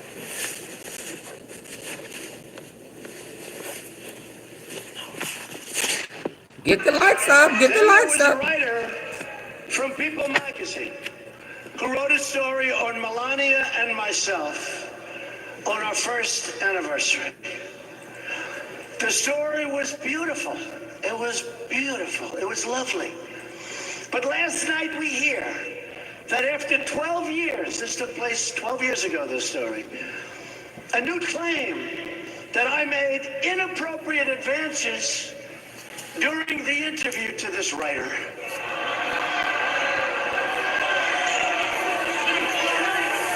And I ask a very simple question. Why wasn't it part of the story that appeared 20 or 12 years ago? Why wasn't it part of the story? Why didn't they make it part of the story? I was one of the biggest stars on television with The Apprentice, and it would have been one of the biggest stories of the year. Think of it.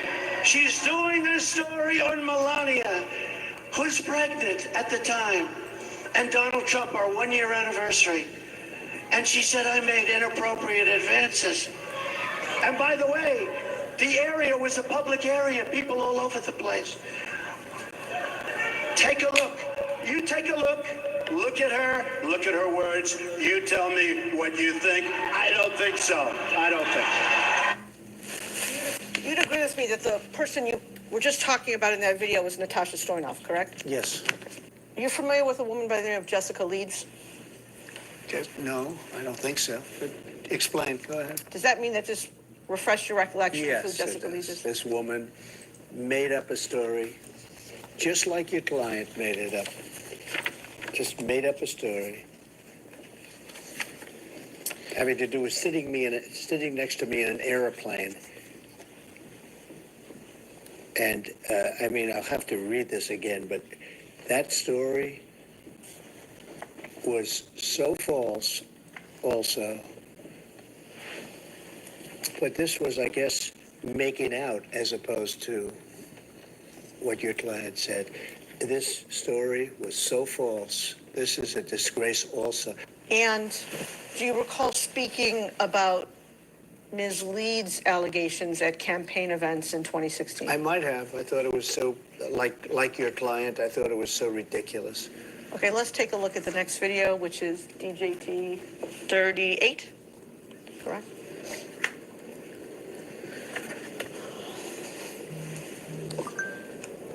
Hopefully our great movement, and there's never been anything like this in the United States, and the only way they figure they can slow it down is to come up with people that are willing to say, oh, I was with Donald Trump in 1980. Nothing changed. I was sitting with him on an airplane. And he went after me on the plane. Yeah, I'm going to go after him. Believe me, she would not be my first choice, that I can tell you. Man.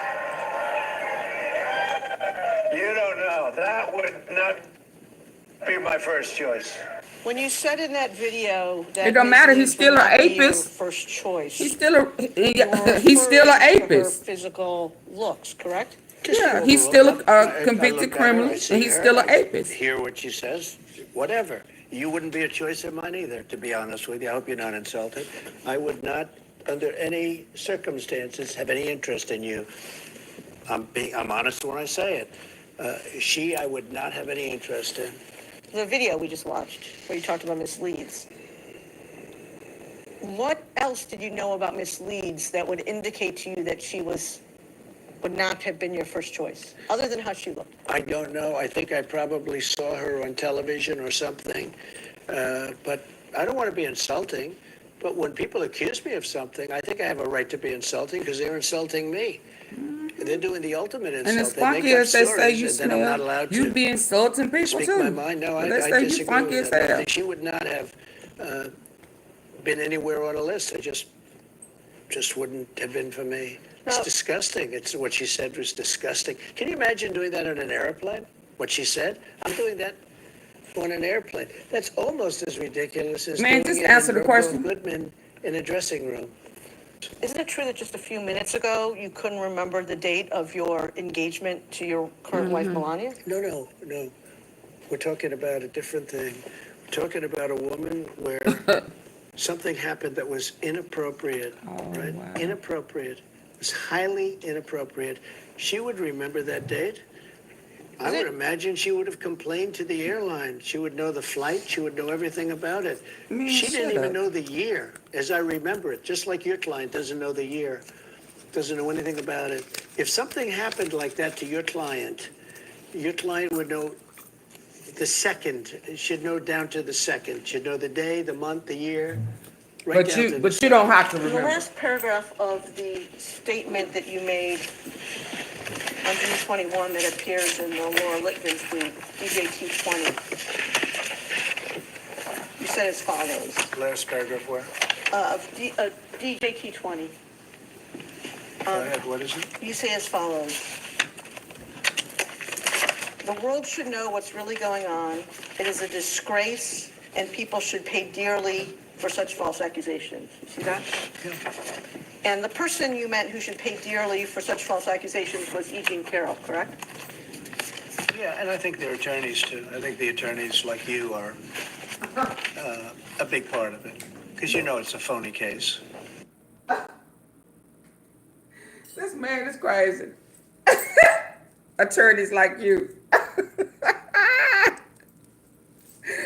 Hold on. Did they cut that part out? Oh no. Hold on. Oh no. Oh no, baby. I need to go back to the. Oh. No, we're not doing that. Hold on. And I just whipped my hand. Hold on. Maybe I missed it. Did you have occasion to buy gifts for women you were seeing? Not much, actually. Well, and by the early 1990s, would it be fair to call you or to characterize you as a real estate tycoon? Yeah.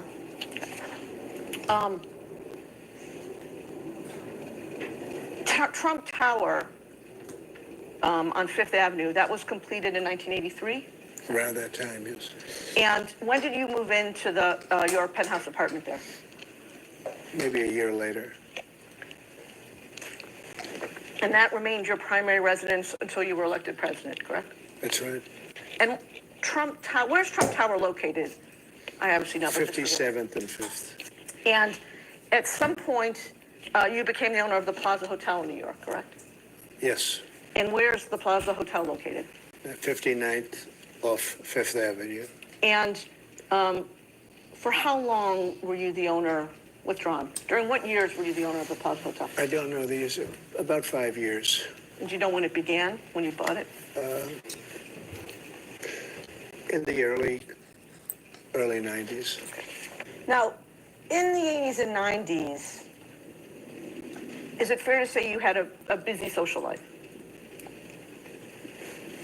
I don't know. I mean, I don't know what you'd have to define social life. I wouldn't say that busy. I was working very hard, so I didn't have time to be too much onto the social calendar, but yeah.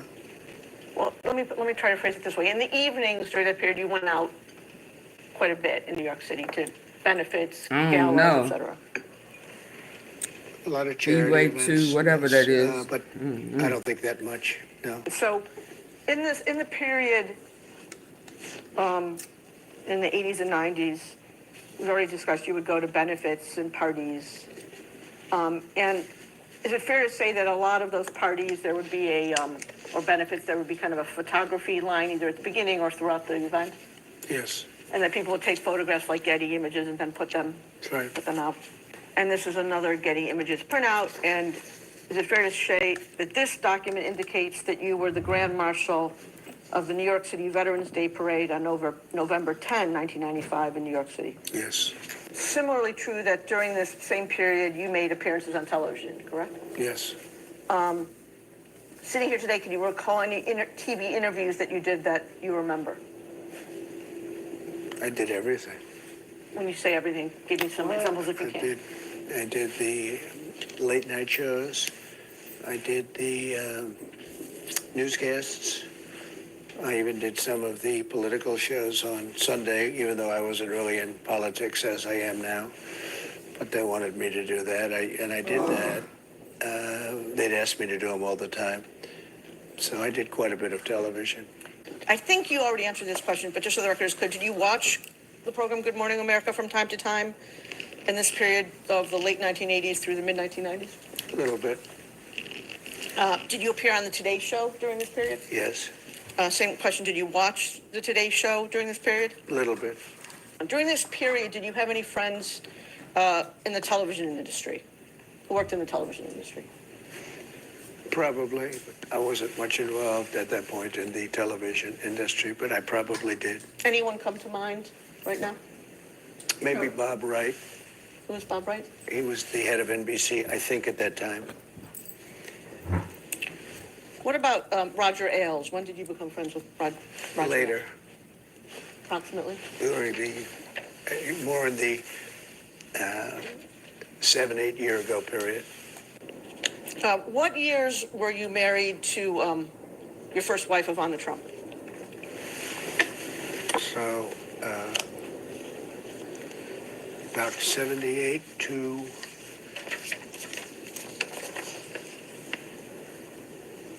the early 90s. Your next wife was a woman by the name of Marla Maples? Right. And sitting here today, do you recall what years you were married to Ms. Maples?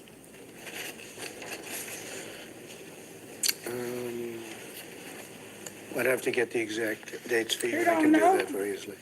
In the course of your dating life and your married life, did you have occasion to buy gifts for women you were seeing? Not much, actually. Well, I mean, if it was a birthday or something, I guess, yeah.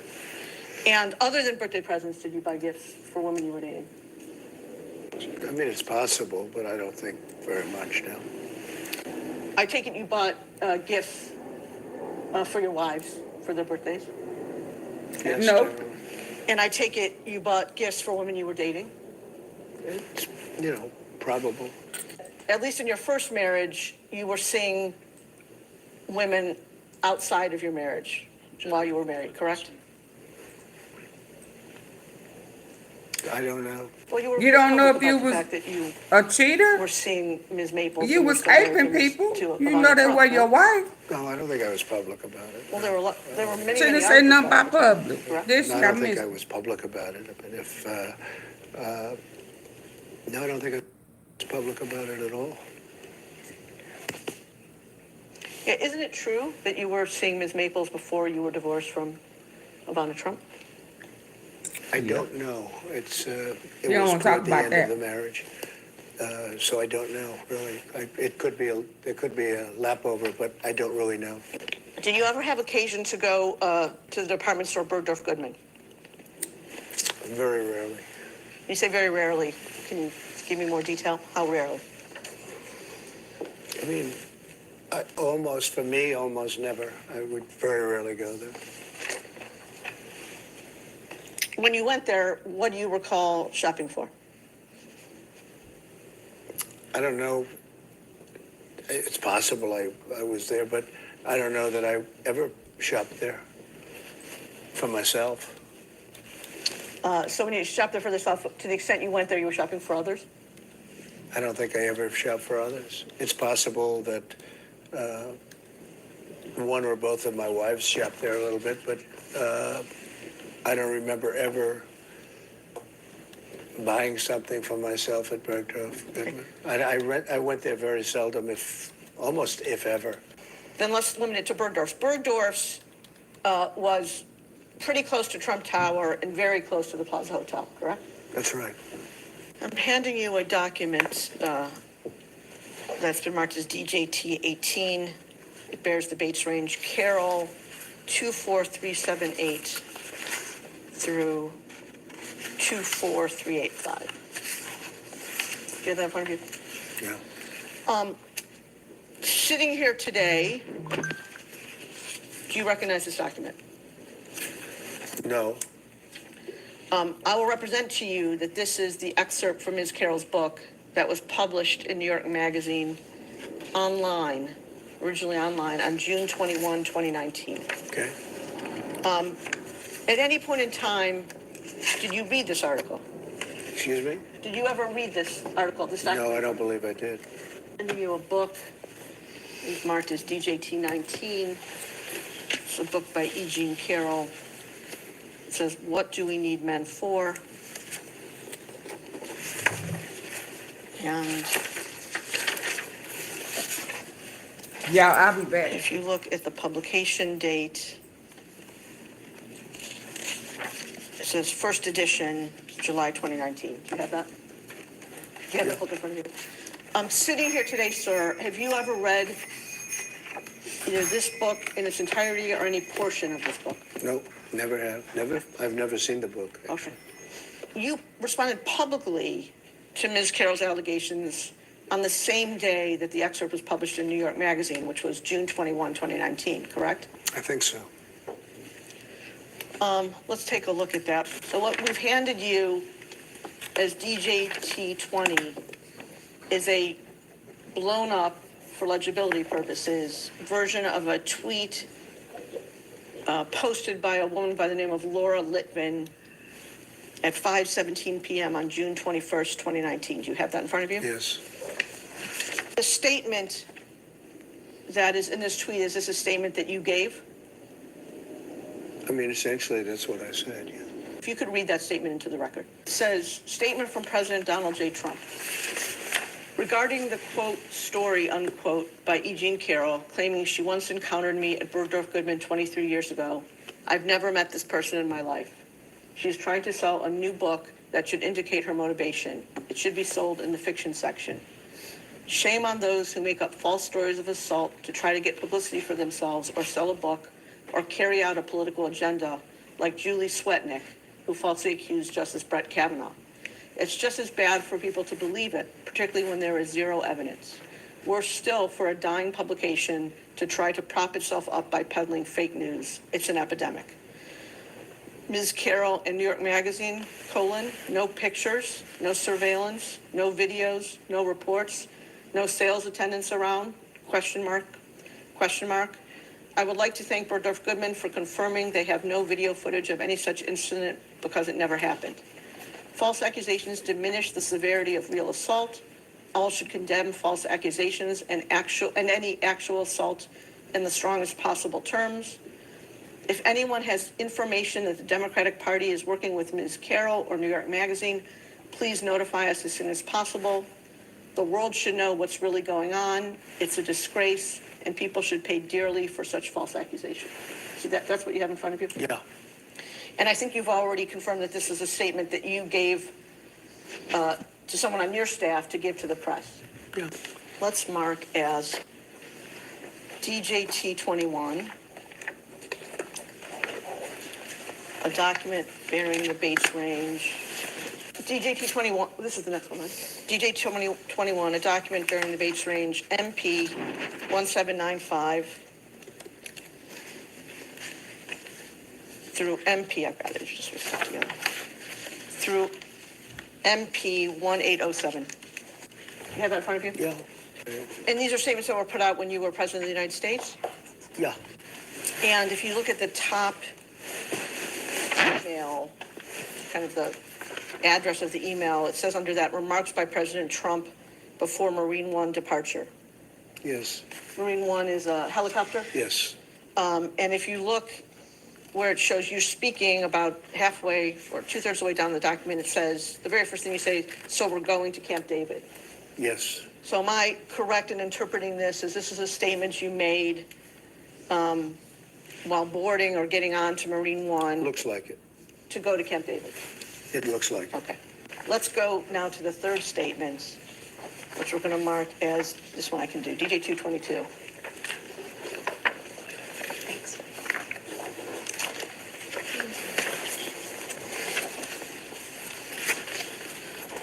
You have in front of you, sir, a document, 5-page document.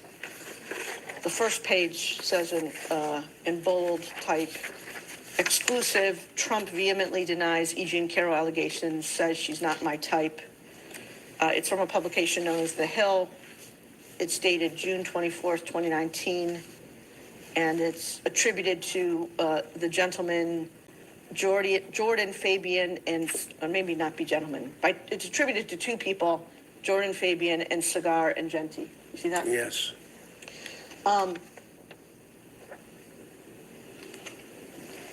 So this is 2 days after the last statement we're looking at, which was on June 22nd. Do you recall having an interview with reporters from The Hill on June 24th, 2019? Vaguely, yes. And do you recall where that interview took place? I think it was in the Oval Office. And you're quoted just below that paragraph as saying as follows, and this one I'll read. I'll say it with great respect. Number one, she's not my type. Number two, it never happened. It never happened, okay? And then the reporters say, the president said while seated behind the Resolute desk in the Oval Office. See that? Yes, I do. And the statement that I just read that begins, I'll say it with great respect. That was a statement that you made to the reporters for The Hill on June 24, 2019, correct? Yes. And same set of questions. I take it, sir, that you stand by that statement today? Yes, I do. So before you made your statements that it never happened in 2019, did you or anyone on your staff reach out to anyone at Bergdorf Goodman? I didn't have to reach out to anybody because it didn't happen. And by the way, if it did happen, it would have been reported within minutes. Talking about going to a major floor, probably, I assume, the most important floor, a major floor in a major department store. That's a very busy store, by the way. And checkout counters and everything else. And I would be in there. I mean, it's the most ridiculous, disgusting story. It was just made up. After you made the statements that you made in June of 2019, did you or anyone working for you reach out to Bergdorf Goodman? After the statement was made, no. In your June 21 statement that's marked as Exhibit 20, you say, and this is the Litvin tweet, I never met this person in my life. Yes. Was that a true statement when you made it on June 21, 2019? It was a true statement when I made it. I think subsequently, or at some point, they showed a picture on a receiving. I was on a celebrity line for a charity, and I think I was either shaking her hand or her husband's hand on a receiving line. Like I say, shake a lot of hands with people, but I had no idea who she was. So if I can understand your testimony, sir, you're saying that at the time you made the statement that's in DJT 20, you were not aware of ever having met Ms. Carroll. You have since Hey, seen a y'all, did I photograph miss that it when he shows said you something with about the Ms. Carroll million on a years? receiving A line. million was a lot years. of Did I miss it? This was a very public, I think it was a charity or a celebrity event or something. And I think that's her Okay, so let's. big claim to fame, you know, that she shook my hand at some celebrity event. So the answer to my question is yes, that after you made the statement, you became aware that there's a photo of you with Ms. Carroll in a receiving line, At correct? some point, Okay, I saw there was a photo on a receiving line, yes. okay. Let's mark the photo. What number are we at to? What?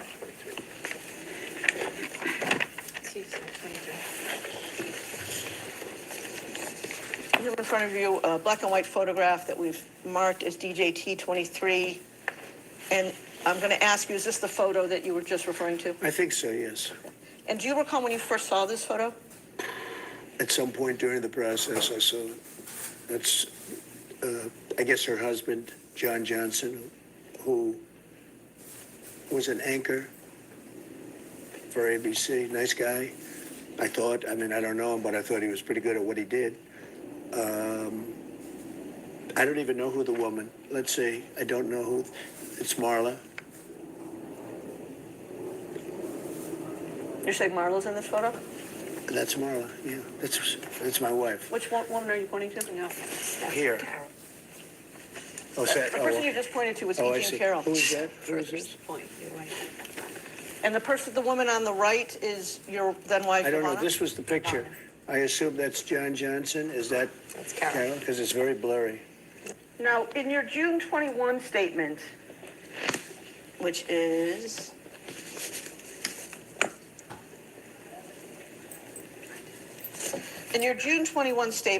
DJT Okay, so it must not be on this one. 20. Oh, they took it out. I had to go run give me something to eat You real said quick. that Ms. Carroll was trying to sell a new book, and that you said shame on those who make up false stories of assault to try to get publicity for themselves or sell a book. Hey, Pressure. Right. Hey, Before you Scott. made that statement, did you have any Hi, knowledge, Edward. one way or the other, Hey, of Joseph, the financial Diana. arrangements between Ms. Carroll and the publisher of her book? No, Hold on. Did let you me even know find- who her publisher was? no, Had you ever seen her book contract? no, Did you know anything about Ms. Carroll's financial situation?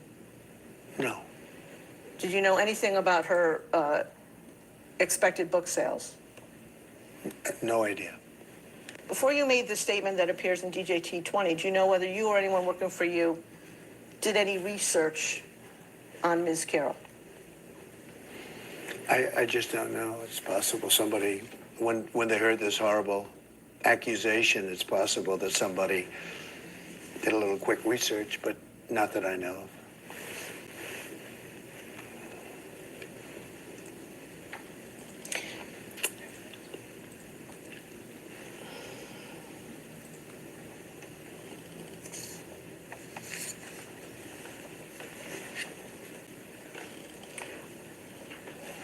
Another thing that you say in your June 21 statement is that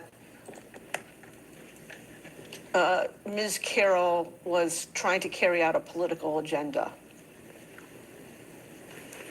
Yeah. Before issuing your statement on June 21, did you learn what political party Ms. Carroll No, belonged to? I didn't know that. Before you issued your June 21 statement, did you have any documents indicating that she was pursuing a political agenda? No.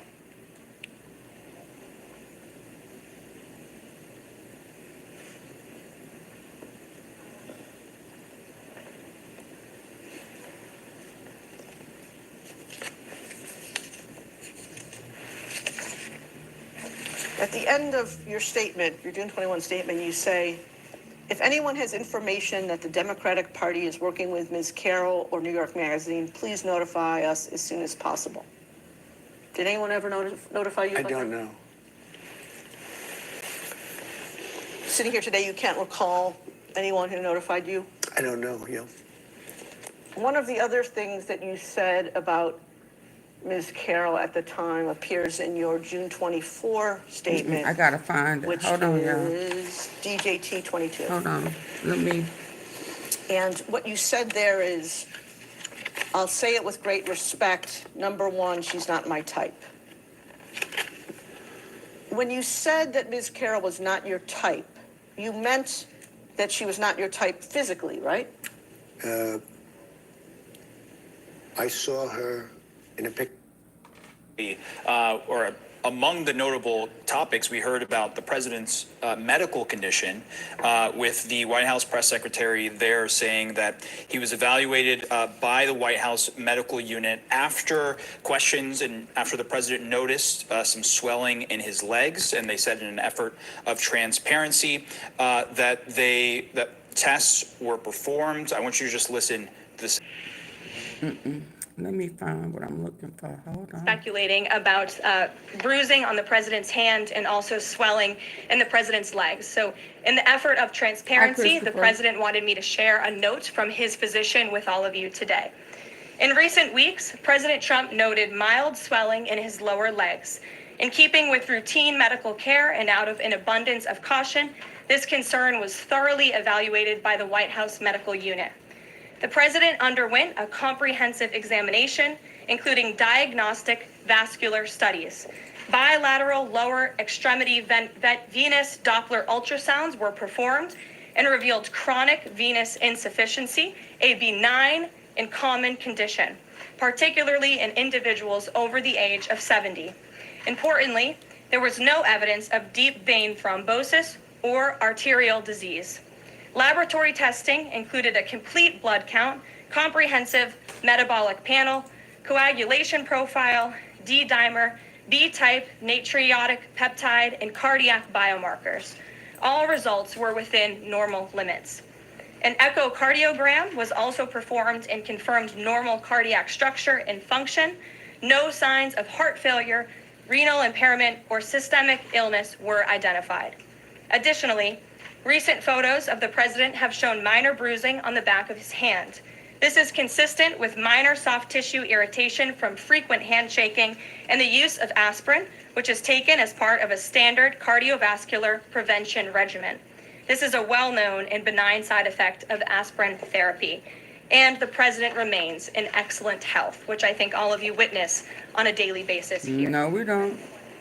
All right, let's bring in emergency physician Dr. Jeremy Faust to talk a little bit about what we are hearing there. Doctor, take us through this, because it's really two things that we're hearing: chronic venous insufficiency, AB9, I think I heard her say, when it came to the swollen ankles that have been observed, and then also she's saying bruising on the back of the hand due to aspirin regimen combined with a lot of handshaking. Take us through this. Thanks. Yeah, thanks for having me. First thing, I think that we're just hearing a lot of medical jargon, such that even you're just mentioning AB9. I think you're hearing her just saying a benign condition. A benign condition is what a benign and common condition, which is great, right? But it's always good to unpack all of these terms. So what happened here was good medical care so far, and it's basically not alarming information, and it's not surprising. The president is an older man. I believe he just turned 79 years old. He has had risk factors for this condition that they're talking about, which is called chronic venous insufficiency. And what that really means is that the blood that goes out of the heart has to return to the heart through the veins. And as we age, some of that blood flow back to the heart, that's called venous return, just slows down in some patients more than others. And that can lead to things like swelling. That can look like things that many people would be familiar with, like varicose veins. So this is a pretty normal part of aging.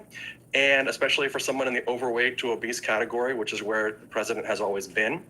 And but the bigger concern, which was addressed in that information that we just heard about, is that symptoms like this do need to be evaluated for more serious conditions, and that is what happened. And I want to bring in cardiologist Dr. Bernard Ashby as well to this conversation, because to Dr. Faust's point, as the White House press secretary laid out, there was no evidence of deep vein thrombosis or arterial disease in what they laid out, even with this diagnosis of chronic venous insufficiency. Can you just break down what the concern may have been or would have been if there was deep vein thrombosis, and why the need to make that distinction was necessary?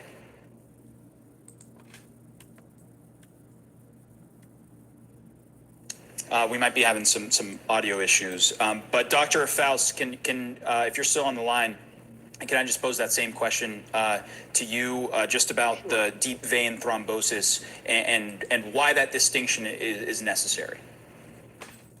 Yeah, this is the important thing. When people have symptoms, they want to get looked at to find out if there's a danger or whether it's a relatively less dangerous, benign condition that's just causing some discomfort. And as stated, a deep vein thrombosis is what the concern would be. That is an abnormal blood clot.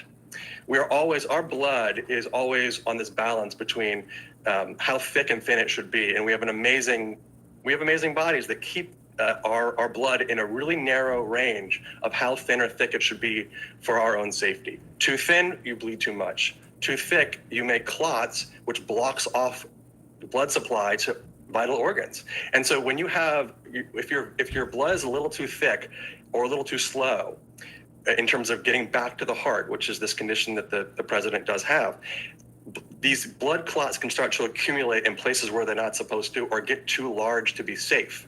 And the concern there would be when that blood clot occurs, that it can actually then break off of the vessel where it's forming, usually in the legs, and travel up back to the heart. And then when it gets pumped back out, it can cut off blood supply chiefly to the lungs, but it can also go other places depending on individuals' anatomy and abnormalities. But these dangerous blood clots, they can be very dangerous. Some people can get these conditions diagnosed. They're called pulmonary embolisms in the lungs, blood clots of the lungs. And they can be benign and they can be treated. But some of them can be life-threatening. So it's an amazing spectrum of illness that we diagnose in ERs, where people have these blood clots, and the treatment can. Oh Lord, y'all.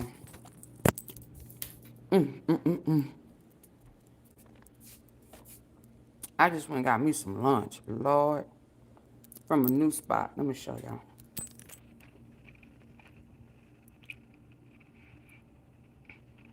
Etouffee catfish. So if I get quiet, you know why. Let's go.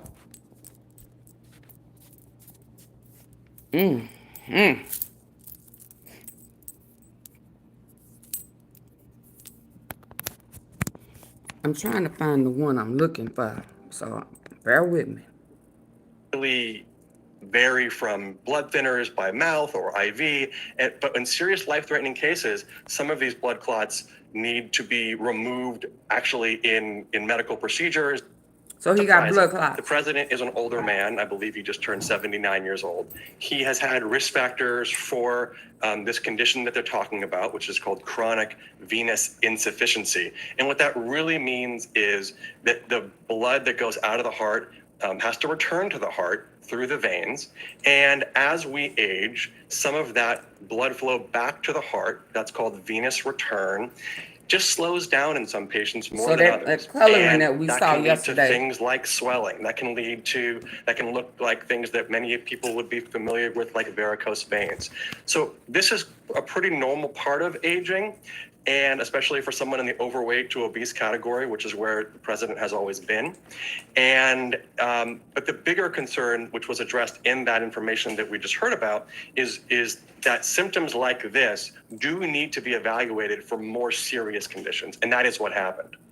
And I want to bring in cardiologist Dr. Bernard Ashby as well to this conversation because to Dr. Faust's point, as the White House press secretary laid out, there is no evidence of deep vein thrombosis or arterial disease in what they laid out, even with this diagnosis of chronic venous insufficiency. Can you just break down what the concern may have been or would have been if there was deep vein thrombosis and why the need to make that distinction was necessary?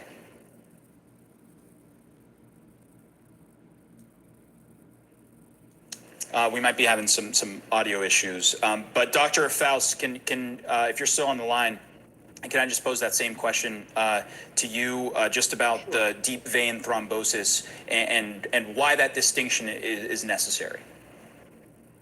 Yeah, this is the important thing. When people have symptoms, they want to get looked at to find out if there's a danger or whether it's a relatively less dangerous, benign condition that's just causing some discomfort. And as stated, a deep vein thrombosis is what the concern would be. That is an abnormal blood clot. Our blood is always on this balance between how thick and thin it should be. And we have amazing bodies that keep our blood in a really narrow range of how thin or thick it should be for our own safety. Too thin, you bleed too much. Too thick, you make clots, which blocks off the blood supply to vital organs. And so when you have, if your blood is a little too thick or a little too slow in terms of getting back to the heart, which is this condition that the president does have. So he does have a Start to condition. accumulate in places where they're not supposed Okay, to. pressure. It's not that he old. He got a the concern there would hold be on. when that blood clot He got a condition. serious conditions, and that is what happened. And I want to bring in cardiologist Dr. Bernard Ashby as well to this conversation because to Dr. Faust's point, as the White House press secretary laid out, there is no evidence of deep vein thrombosis or arterial disease in what they laid out, even with this diagnosis of chronic venous insufficiency. Can you just break down what the concern may have been or would have been if there was deep vein thrombosis and why the need to make that distinction was necessary?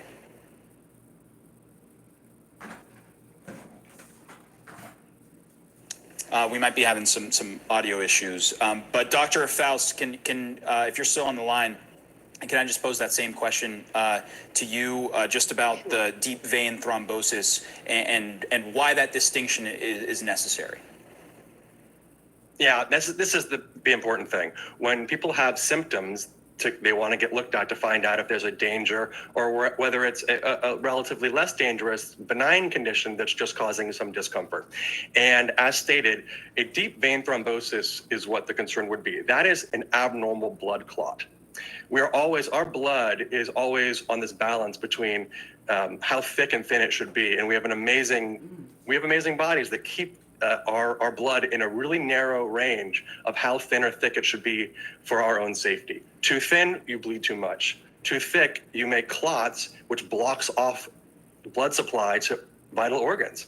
And so when you have, if your blood is a little too thick or a little too slow in terms of getting back to the heart, which is this condition that the president does have, these blood clots can start to accumulate in places where they're not supposed to or get too large to be safe.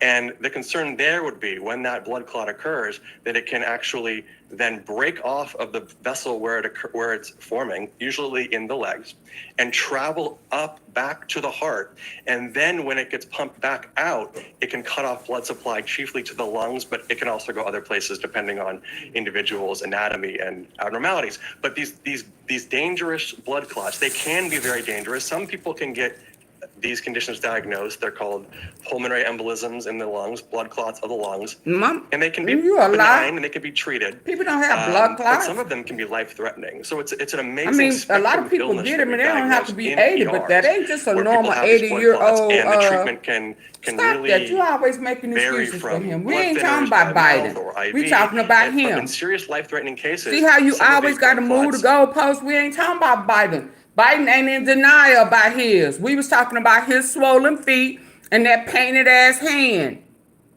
You said wasn't nothing wrong with him. Then they came out today trying to explain why he got them fat ass elephant ankles and shit, and that old Fannie Mae Baker makeup on his hand. Stop making excuses for him. You act like he your pappy. He your pappy. Yeah. Need to be removed actually in medical procedures. He got or we dirty need to give, blood. medications that break those clots apart. So it's a spectrum of disease that can go from Keep mild eating to that McDonald's life-threatening, shit every and that day, is so we why can the go and president take was you out. evaluated to see if he had that condition, a blood clot, and fortunately he did not. That's why Yeah, he was really talking good about he context wants. there. And Dr. Ashby, as you're listening to what we're Why hearing his solution to it is contacting Coca-Cola and asking for cane sugar. Yeah, okay. from the White House here, they're describing this as benign, right? As something that isn't harmful to the president at this point in time. But let's take a look at his lifestyle, because he obviously has a very demanding travel schedule at times. We know that that can certainly cause risk factors to circulation. There is his age. There is his history of, certainly he does play quite a lot of golf, but he doesn't have a history of really intensive cardiovascular activity. How do all of these things work together, and what kind of treatment or management might a doctor be looking at over time for someone of this age who is traveling a lot and sitting a lot? And eating McDonald's every damn day. Yeah, so it appears that the White House physicians were also concerned about more than meets the eye, meaning that they did a number of tests that I overheard you say, or the edit say earlier. He had an echocardiogram, a BNP, which is a brain natriuretic peptide, and lower extremity ultrasounds. So essentially, they were covering all their bases, meaning that they were screening him for heart failure, which is a common cause of lower extremity swelling. In addition to that, they were concerned with increased pressure in his heart, so they did an echocardiogram and a BNP, and if those were abnormal, then you would be concerned with heart failure. So looking at the president's lower extremities or his legs, he had bilateral swelling. So it's less likely that's related to a clot in the vein and more likely related to things like heart failure, kidney failure, heart failure, which are things that he alluded to and said that that was not the case. Now taking a step back, looking at the entire case, the president is obese. He is older, and I don't know if he has hypertension, but that's very likely or fat very ass common knees and in his shit. age group, particularly with his body habitus. So when you do have a condition like lower extremity swelling, bilateral, and a diagnosis of venous insufficiency, the question is it intrinsic to the veins? Meaning does the venous insufficiency that he has, is it related to bad valves, or is it related to increased pressure coming from the heart?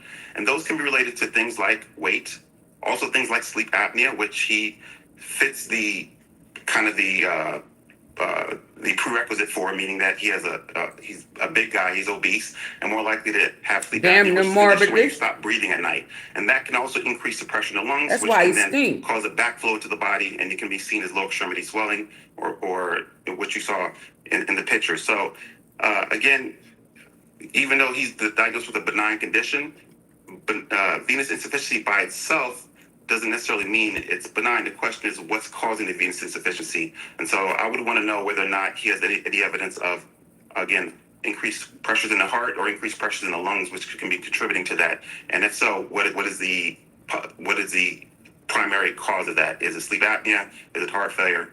But again, this is all speculation. But I wouldn't take the benign diagnosis on his face. I would want to work him up a little bit more to figure out exactly why he has venous insufficiency. And the White House said they would send through some more details from what was announced in the press conference. So we'll look for a lot of the details that you just gave us a good heads up to look for. That's why we bring in a cardiologist. Dr. Ashby and Dr. Faust, thank you both for being with us. Yeah, he morbidly obese. He can't breathe. He can't walk and shit. Yeah, feet and toes, funky, letting off gas and shit. Ugh. Hold on. Elon Musk post. Yeah. Here you go, Pappy. Trump makes. No, it was something else I saw. Oh, what is it? They know exactly. Oh, they sure do. She didn't mention nothing about congestive heart failure, did she? She left that. She left that right on out on purpose and stuck. It only responded to what they discussed, which was a mention gets, which is We're joined now by Congressman Ro Khanna. Thanks so much for taking the the time. feet, the ankles, and his hand. They didn't So say we nothing have else a about the major heart. update from when we spoke just a couple of days We ago. know his heart is and black. that is on your bill that is going to be co-sponsored with Thomas Massie. Can you give a state of play in terms of the support that this bill might garner with Republicans? Well, it's absolutely a game changer. Massie and I have worked together many times. We're teaming up on this effort. The bill would require the full release of the Epstein files and all of the evidence, of course, protecting victims and protecting the release of anything like child pornography. It's very precisely written. And we have the backing of all 212 Democrats. But here's what is incredibly encouraging. We already have 7 Republican co-sponsors, including people like Lauren Boebert, Marjorie Taylor Greene, Tim Burchett. These are very, very conservative MAGA figures.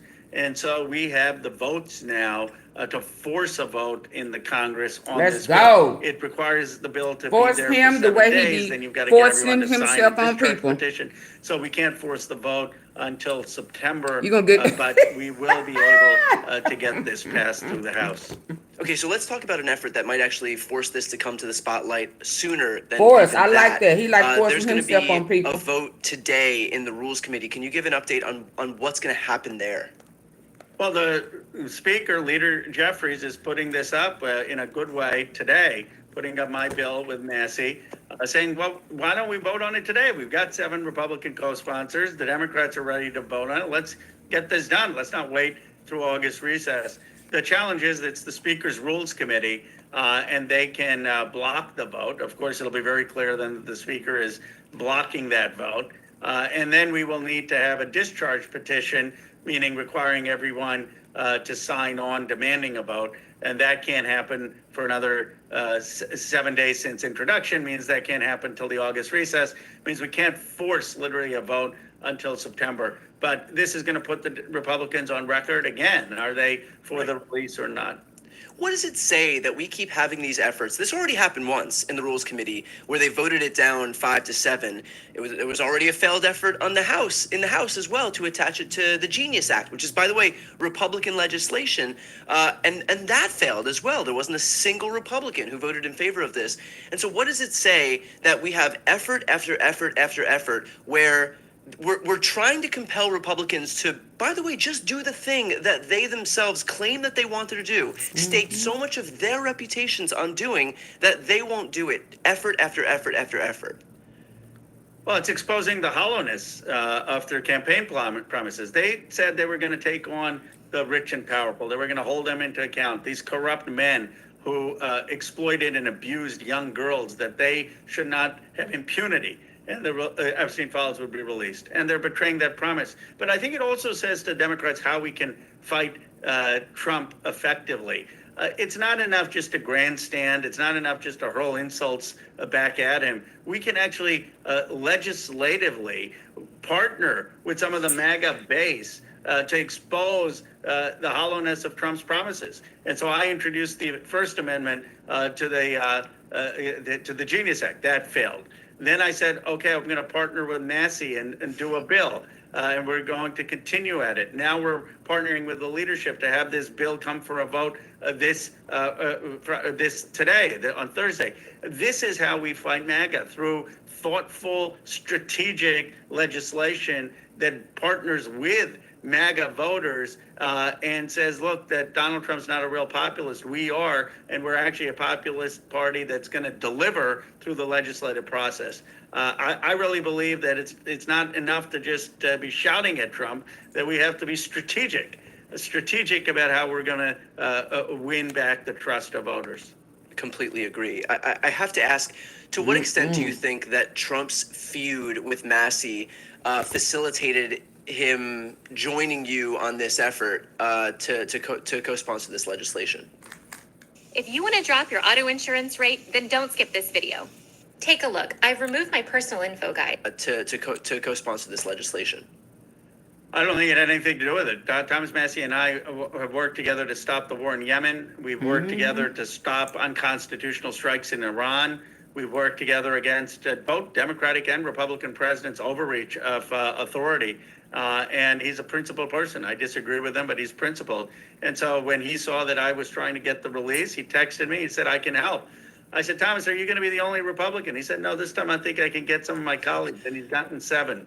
Yeah. But he's a principled person, and I think that's why our partnership makes sense. And look, the reality is, for Democrats to be able to win back the House and win back the country, we can't just be yelling at every Republican and every MAGA supporter. What we need to do is figure out how do we partner with them on issues where it makes sense and expose the hollowness of Donald Trump. Right. Because right now, if this effort already has a lot of 7 y'all Republicans agreeing. who signed on, in a House that's He a loser. split by just 3 votes, this thing will eventually be a done He's deal. a And traitor of the country. why do you I mean, think of that the even United in the Rules States. Committee, knowing that this thing is going to happen, what's the point for them? What's the strategic advantage in just delaying this? And by the way, delaying the news cycle even more, adding more days that we can just talk about this, when it's basically an inevitability that come August, this thing is gonna be revealed by virtue of your bill.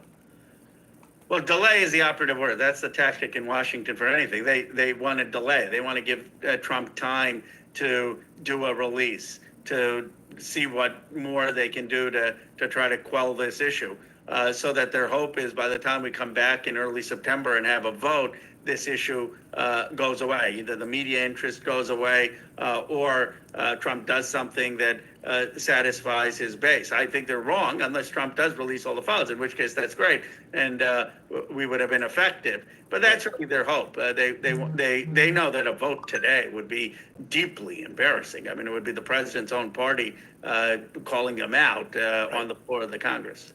I mean, doesn't delay also, at least from a political perspective, hurt him more? Because it's not like this thing is going away. Maybe they're hoping it goes away, but we've spoken about the Epstein files day after day after day. And if they want to allow this discharge petition to play itself out, and it's a pretty slow process, relatively speaking, doesn't that just mean that we're going to be speaking about it every day until this thing actually happens?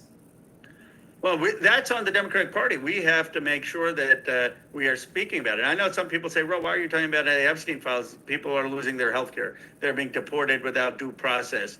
We are having international students being sent home. We're having an attack on our universities, an attack on science funding, an attack on our veterans. And I said the reason we have to speak about this is because it's about trust in government.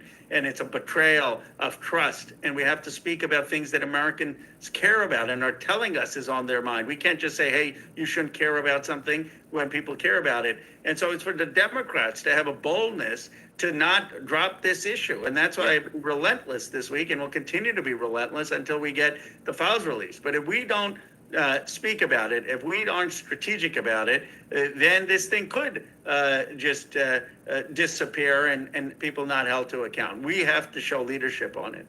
Perfectly put. And that is exactly what you're doing. And by the way, the percentage of Americans, according to a YouGov poll, that don't want the full release of the Epstein file is all of 4%. That's according to a poll on July 15th. So if you're wondering whether this is an issue that you're correct in harping on, clearly the polling reflects that it is. And finally, I want to get your response to a tweet that was sent out by some right-wing influencer, Tim Pool, who's operating in as bad faith as you possibly could. He wrote, absolutely insane that Democrats actually voted to have U.S. government publish child porn. WTF is even going on. That's not what they said. And of course, he was community noted on Twitter. It's the note says the Ro Khanna Amendment does not compel the government to publish child pornography. This is a misreading of the legislation. The sponsor himself noted that the Department of Justice would, of course, protect victims' identities. So can I have your reaction to this bad faith effort by some of these right-wing influencers to manipulate, who are just, in the Trump camp trying to do everything they can to misrepresent the situation and, I guess, carry water for Trump in his effort not to get this stuff released? Well, I know Tim Pool. I've gone on Tim Pool's podcast, and as soon as I saw the tweet, I said, Tim, let's talk about it. And I went on his podcast, which more Democrats need to do, actually, to have conversations with influencers. And we had a great conversation. And Tim said, okay, so your amendment doesn't do anything to have victims and names come out. I said, no, Tim, it doesn't. Nope. It doesn't require the release of child porn. I said, no, it doesn't. He said, okay, then I understand that. But can you make that explicit in your bill with Massey? And I did.